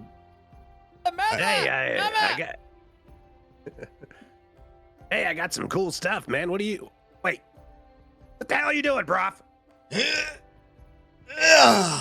And he launches the side of the rope to try to get it over the arm of the statue. I'm busy here, Glim. No. What are you doing? What are you doing? Do I need to make a roll to see if I got the rope on the other side of the arm? Let me see. Roll a. I guess it would be athletics. Yeah, makes sense. Yeah. Oh, I'm busy here, Glim. What are you doing? Magic stuff. Oh my god. Wait. What? They're not going to be happy about this. All right, so I have a the rope question. goes over and it comes back down nicely on the other side and around the arm. DM, Perfect. has this been around 15 minutes? It's getting like at least probably close to 15. We're talking a while. So the Okay. The two that went to talk to the wizard in the tavern should be expecting them soon. They've already begun making their Just way. as OOC just needed to know if we're Rope- about to get slaughtered here in the streets. Rope in hand, Brof's gonna grab the other end now that it's looped and run back over to the tree where Orion's waiting. All What the right, hell are you doing? here, take this. Now's the time. No, For magic. no.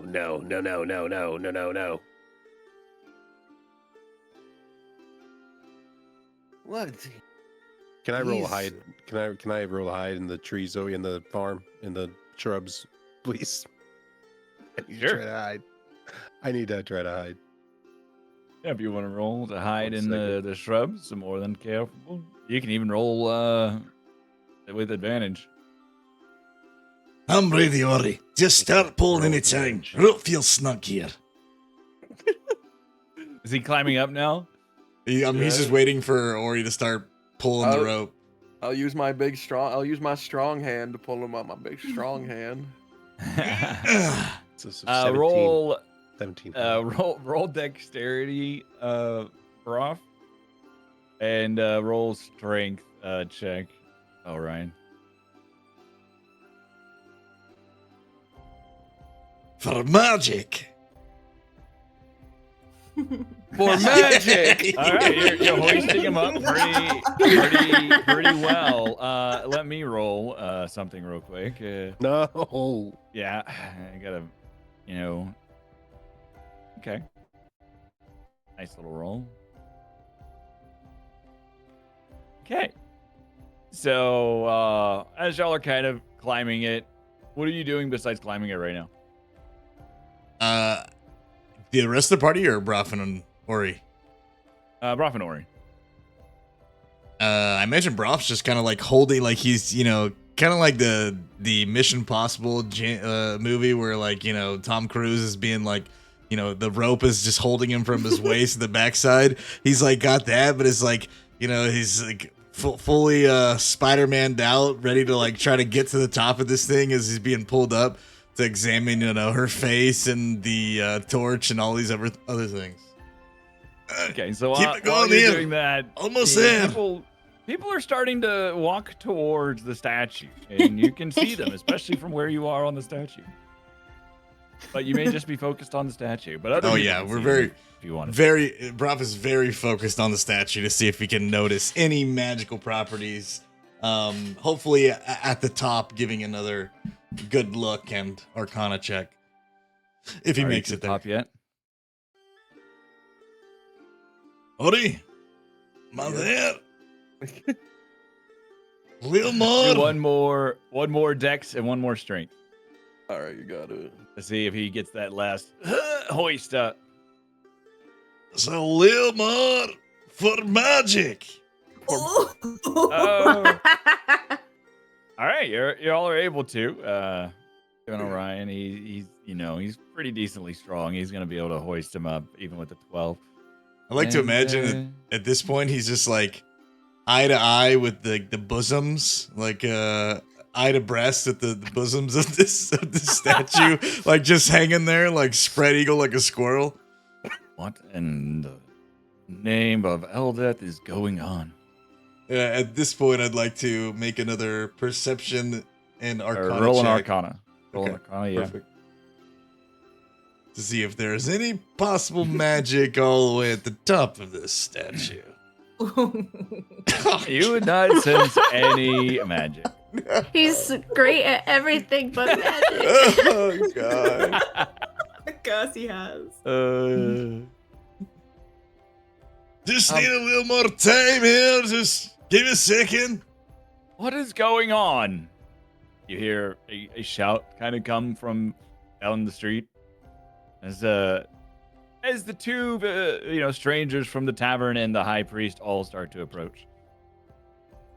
Hello, welcome to our performance. We have our extra special guest here, our friend up there doing the aerial acrobatics to accompany the one and only Copperback. Are you ready to hear her play?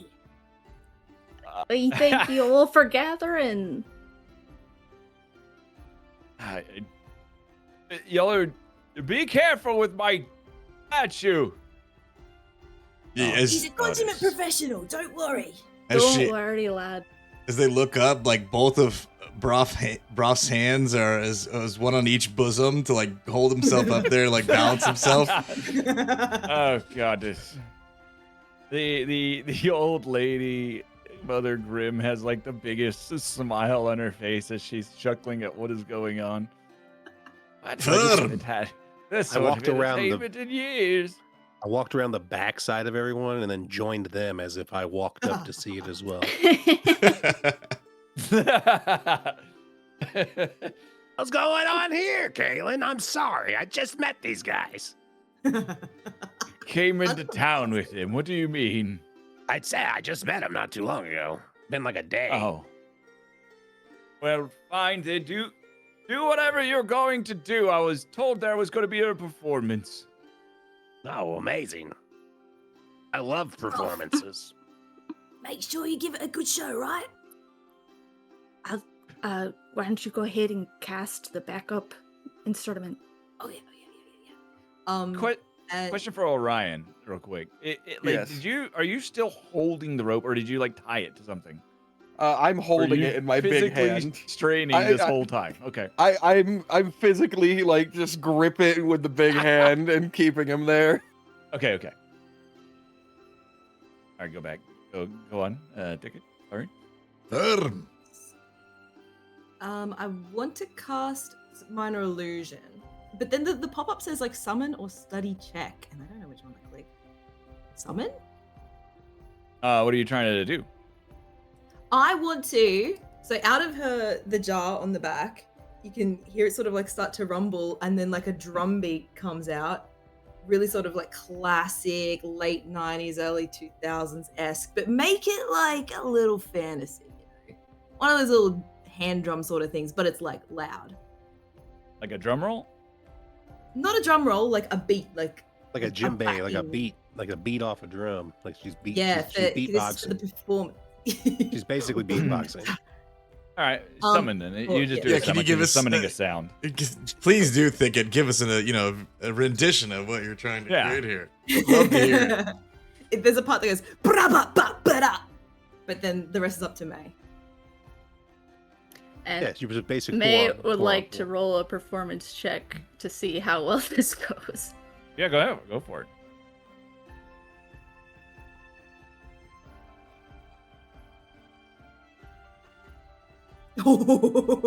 Does she get 15. advantage because I'm like helping with the backing and stuff? And yeah, if you want to roll a second one, you can roll a second time. It would be advantage because a lot is going on. So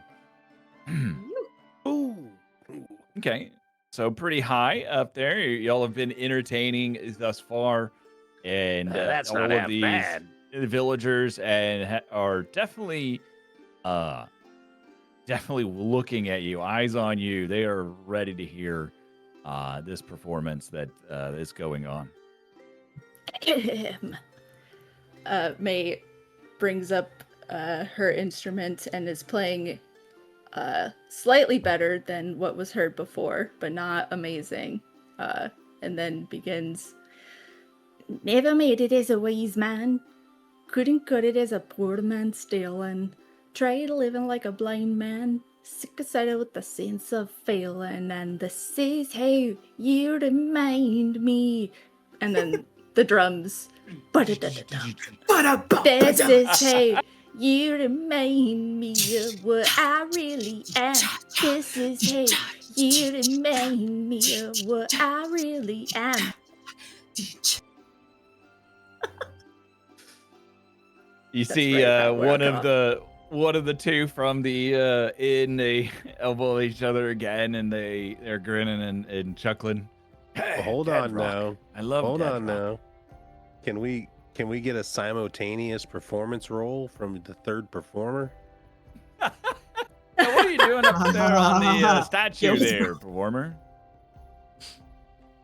I think that he's just gonna be like, both one hand on each bosom, and he's gonna be like kind of like moving his head like side to side with just his neck, And he's gonna be just saying like, dwarven magic. Give me another strength check, Orion. You've been holding got that rope for a whole, at least 3 or 4 minutes now. If this goes wrong, I'm just gonna tug him to the top of it so he's sit up there. It's always right. easy. It's Yeah, always so- easy. Rope is definitely you're starting to feel it heavier and heavier as you're holding this dwarf, and your arms are kind of there, but you're pretty strong. And the folks around, is it a one song performance or do we get more? The fellow in red speaks up.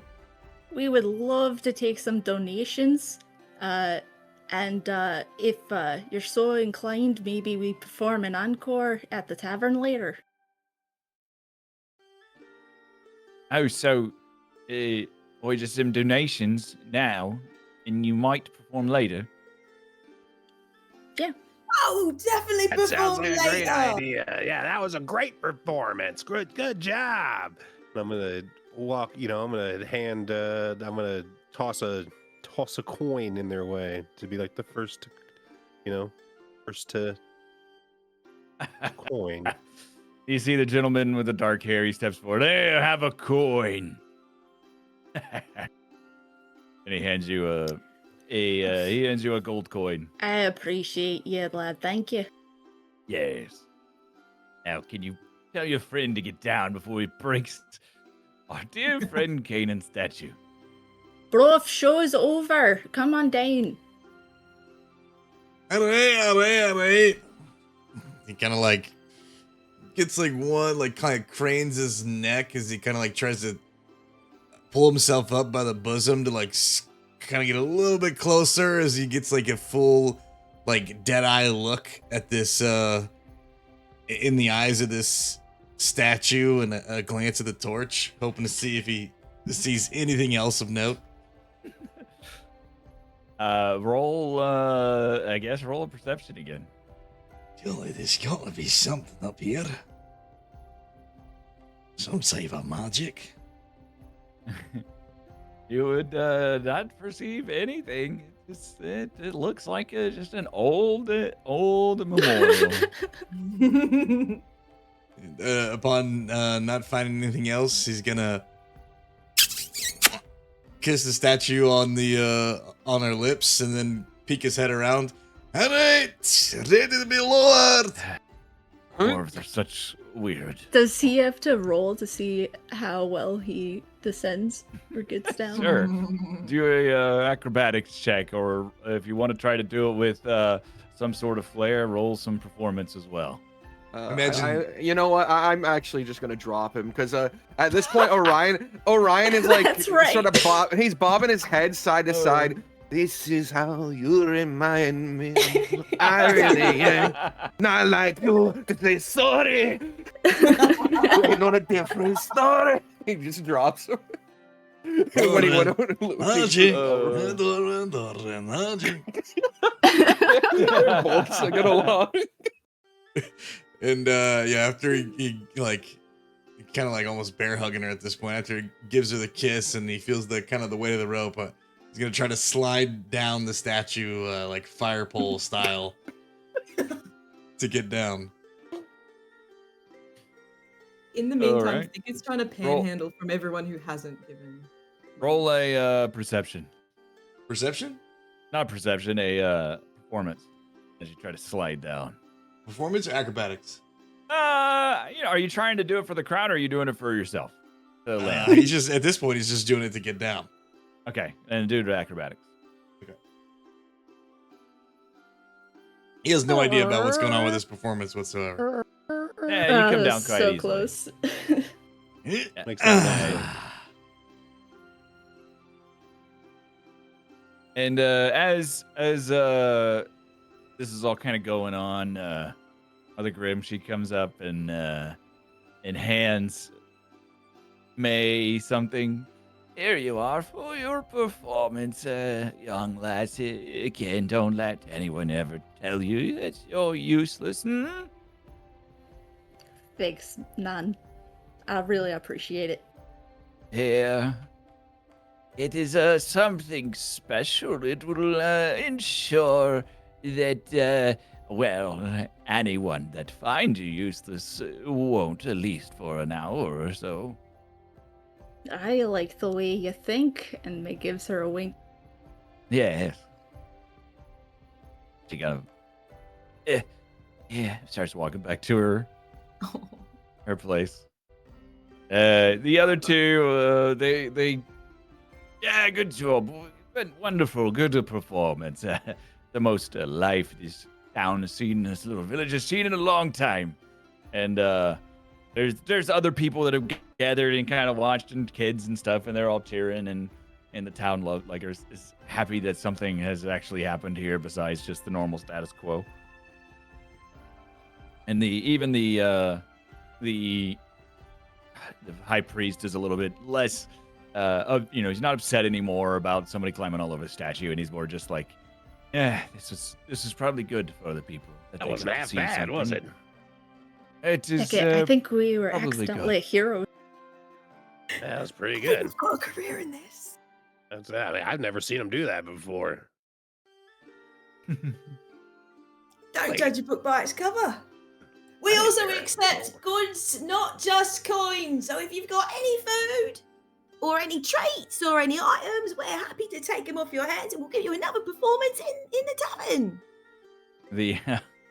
The high priest, he kind of looks at you, and just, if you stop by the inn before y'all leave town, just tell him I sent you, and he'll give you some fresh break bread from our village that you can take on the road, courtesy of Eldath's Paradise. Oh, thank you very much. I'm gonna look And he over bows at his head, and he the. kind of moves. I'm gonna look over at the Greys that are standing there, and I'm gonna step up to them, and I'm gonna say, Grays, huh? You know who we are. Yeah, I mean, who doesn't? Name's Glim. Boy, most of the people in the world don't know who we are, Well, I mean, I reckon. I guess around here it's I mean, people know around here. So you're from around here, then? Just to the south, I guess. But I've been around. What brings you into the freelands? Especially during this time, ain't it quite dangerous to be traveling these roads? It is. It is. We're actually looking to travel a little faster. Oi. Yeah, right now we're on foot and almost got murdered by a drider, if you can believe it. I Gives took his its head. friend a look. He raises an eyebrow. You say you took his head. You took a drider's head, and you saw a drider. I don't think I've ever seen a drider in all my years inside there. Well, if you Freelance. want, you can go on over to the old lady's house there, the herbalist, and you can look at its head. She's working on it right now. Oh, I've got no reason to disbelieve you. Do you all know of any area around here where we might procure a wagon or maybe a few horses? You got the coin? I got coin. Well, yeah, you might be able to find some. We have a small camp of other greys not too far from here. I have some horses that they could lend you or sell to you. What about men? You got any men? Boy, we're quite busy these days, as you can imagine. Oh, yeah. Who's paying you right now? Boy, we don't get paid. We get that's food, right. we get shelter, we get drink. Okay. You fighting for the elves, the humans? What? We fight for these villages. You should know that. I thought you knew us. Well, yeah. But like you said, different times. Our times are the same, regardless of what these empires do. Which direction do I head to this outpost? Oh, you want to head just past the inn. You keep going. Yeah, be an outpost about a mile or two down the road. All right. Small who do I little, tell 'em? small little camp. And who's sending me? What's your name? Boy, my name's Oberon. my mate here. His name is Jack. Pleasure to meet you. I put up my hand and flash the yellow ring at them just to see if they say anything about it. About this time, Broth walks up. Ah, hey, gentlemen. Jack shakes your hand with a very, very firm handshake. This man is quite strong, and he likes to let other people know he's strong. Shakes And so Broth he hand. grips as hard as he can. No, he shakes Glim's hand. He sees you have a ring, but he doesn't notice it. Doesn't mean anything to him. All right, I'm going to make sure I still have it when I take my hand away. You do. Well, what was that? Jack says to you, Broth. Gentlemen. Well, I say you two look like a couple of lads who know about some good magic. What do you want to know about magic? We don't need magic. Well, have you Flexes ever his muscles. heard of dwarven his magic? biceps bulge as he flexes his muscles. It needs Bruh. magic when I got biceps. Broth does the same exact thing back to him, like in the same pose, flexing his muscles. Have you ever Thank heard you. of dwarven Thank you. magic? I had a friend that had a dwarven sword once. I'm wondering. As he's like flexing each pecs one at a time as he's talking to these guys. You know, he's pretty muscular himself. I'm wondering if either of you two lads know about any magic around these parts here.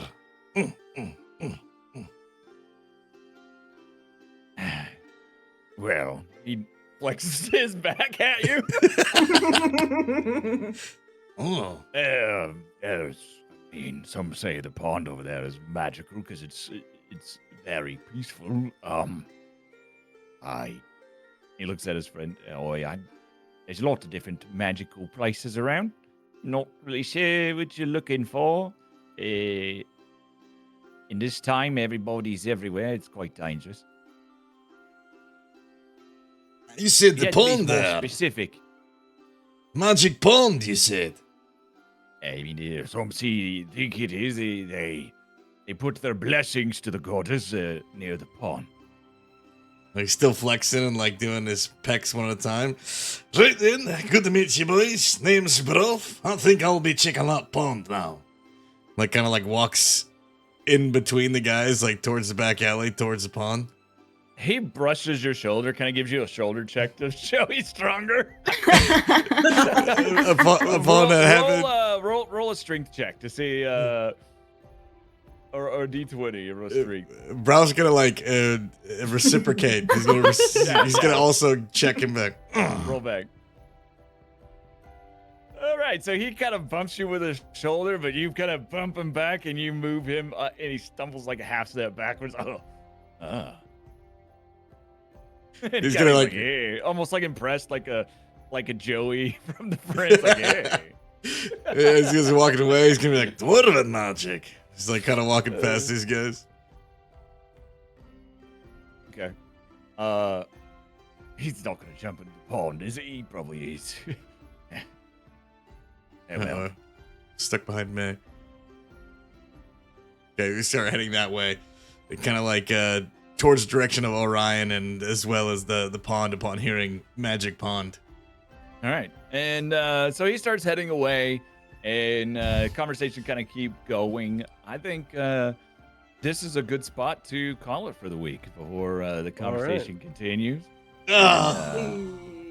Yeah. And Magic y'all lake, make any magic more lake. decisions? He's headed towards the little magic, the little pond. And the others are still discussing and talking potentially with these two. All right, so we might only need 2 Great. horses. Oh, it's a good place for a pause. Perfect. Ugh. Amazing. Great work. Yay. What a Thank you. freaking That was episode, Yay. a man. good one. That was Gosh. good. Thank you so much. I kid not. Y'all did such an amazing job in the fight. Like the throwing someone off the cliff, dude. You may have like saved a few people's lives. Oh several yeah, times. that was Oh, yeah, you were about to chain Mm. lightning down that entire lane. Yeah. Yeah. There was I anticipated some resurrections having to happen after that fight. That's all I'll say. Those rolls were very scary. I don't know if you and I was rolling good. I don't know if you ever expected upon making that town to have like a dwarf climb the statue and kiss the statue the No. way that Orion. No, That's so good. Climbing the statue was it's just a statue, man. Things are just what they are, man. You motorboated their Like goddess. you have that I like how moment of all- like a player's really given a lot into this. Should I give it something? And it's like, well, it is just what it is. It's more funny that he's doing this. And Yeah, exactly. I think. I like that they're going to this town, and this might just be one of the first of many towns we go to where Glim walks around, gets, progresses the storyline, is very nice to people, buys things that's useful for the team, Yeah. and everyone else is just trying to either scam people or break historic objects. What do you mean? I got a scam? thing. That was an excellent performance, and we made. I got a really cool thing. Well, Hey, Ori said he thought that was something quite a of few an people got statue. Yeah, I'm loaded Yeah, up. quite. I got stuff for sure. Matter of fact, how do I give? Do you know how to give things to people from my character sheet? I'll do it. I'll do it in think character I can first. if you but can't, but you might be able to if I you tried, can right but I click don't- and do. There's a mod you can get. I can configure the Yeah. ownership of things. So Okay, I'll just have you do that. if you need me next to time then. configure ownership, I can. Yeah. Yeah, because I want to give a couple of these things away. And we got our first player created NPC this week, made by Hawk. Yes, that was so cool. Grim Mother Yeah. Haro. I loved it. Oh, You is did that was so that well. that was That was Holy's okay. character that she made. Yeah, that's That's Just perfect. a Yeah, normal no, I plan character on that she surely, don't trust plan on anything you building hear the the- first time, dearie. The voice is so good. I'm Have your going head to with my cane. like What a- Glim, that's Glim's grandma now. Aw, Like I'm that's so cute. I'm making it a point to keep a relationship with this herbalist that can make healing potions. all right? Surely, just the Mhm. herbalist. Surely, yeah. It's such a Bring good her some episode, dude. iron From the crazy fight, like, I did not expect to get out of that fight. Like when that thing did 45 points of damage in a single turn, I was like, "We're dead, dude. There's no way we're." And I didn't pull punches at all, except for just delayed attacks to power them up. Yeah, I still think my favorite part of the episode, besides the statue, was definitely the little flex off with me and this. Just the imagery of Broth and this other guy flexing their muscles at each other and their pecs back and forth just makes me so happy. Like just Glim is standing there It face makes me palming think while of it's happening. that Yeah. scene in Full Metal Alchemist where like the two strong guys like just flex and Yeah. then have an understanding of each other. Mm. All right, I gotta get That's the baby funny. to bed and cook some dinner. You guys have a good night, and Yes, thanks once again, Bye, Zeus. James. Before you Go, roll Jones. out, do we want to go around the room? Everybody says who they are. Yeah. Yep. Let Glim, the people know. Jones, before you leave, Sure. Name is give a MF shout out to Jones. yourself. Name's MF Jones. I play Glim. That's about it. Wonderful. MF Jones, everybody, playing the Goblin. Hey, I'm Eggly and I play May. okay. You do anything else? No streaming, no I do chess no sometimes. sources. She definitely One does day chess, and one day a digital artist for Pixar. One day. One day. One day. Maybe Larian. Yeah. Yeah. All right, Thicket. Holy sausage rolly, I play Thicket, and on weekends I'm a professional sunglasses model and beekeeper. Actually, I just draw art Oh. sometimes. I don't do any of that, but thanks for having me. Bees. Bees! Wonderful. Also, then Orion. Hi, I'm Literal Bear. I do I do some content every now and then, and Rust is an ugly game. Rust is an ugly. Let the people know. Bear is an amazing role player, everybody. Amazing. Make sure you check him out. Gooch and I Right. met him in WoW many, many years ago. God, what a great time that was, too. All right. Rolf.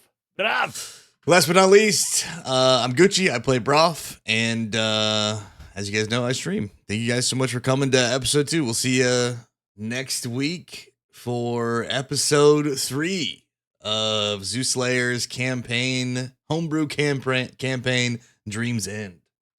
Yes. And I'm the DM, Zeus Slayer. Just get to stream every now and then, but not very often anymore. And but I try to here and there. Excited to continue the campaign with everybody, though. That was a wonderful episode 2. Great Episode episode. 3. We continue next week. Everyone, make sure to type in chat what song Egg should Yes, parody Yeah, next week. dude. Which Next. Copperback song? I didn't have that on my bingo card to have the Must be performance. between 1980s to 2010s, nothing after. Next week's album is anything by Creed. How did you decide to pick your song, by the way, for your impromptu performance? I got a list, and that was at the top. Oh, okay. I like when We Ori was like also- out there singing in the trees. Like our heads bobbing back and forth, like just a little side by side neck action. For He doesn't have a neck. for chat. He's got a neck. We are also creating a Patreon for anybody that wants to help donate for any art, music, things like that, production Yes. value, so we can continue to up the production value of things. And with that will come behind the scenes looks and things like that. So if you're interested and you're financially able and want to see the production value of the campaign go up, then feel free to visit the Patreon and check it out. Like I said, a lot of those features are to come. They're not currently fully available. I'm going to get up an entire thing on World Anvil that will allow those that give to Patreon to have higher tiers of behind the scenes access to the campaign, and potentially even access to the assets and certain things, so that if you like the campaign enough, then you want to kind of run something similar based off of it, you'd have access to that to do that. Yeah, we'll have a command going out so you guys can access this Patreon link at any time, like going forward. And all of the proceeds that get donated to the Patreon are directly to help support the campaign and this future year or 2-year long adventure to make it the best it could possibly be. Exactly. Making it a little bit more, what do you want to call it, official and publication better as we go. Yeah, a little bit up our production value a little bit. Exactly. Almost everything's been made by us in one way or the other. Mm-hmm. All right. That is all I got. I thank you all for being here. Yep, we'll see you guys next week. What a great episode, man. Excellent. Shout out to Zeus. Woo! Oh, I am sweating. Guys, I'm going to end the stream here to end the VOD, and then I'll restart the stream in just a few minutes for our nighttime Skyrim RP. So I'll see you guys in just about 5 or 10 minutes.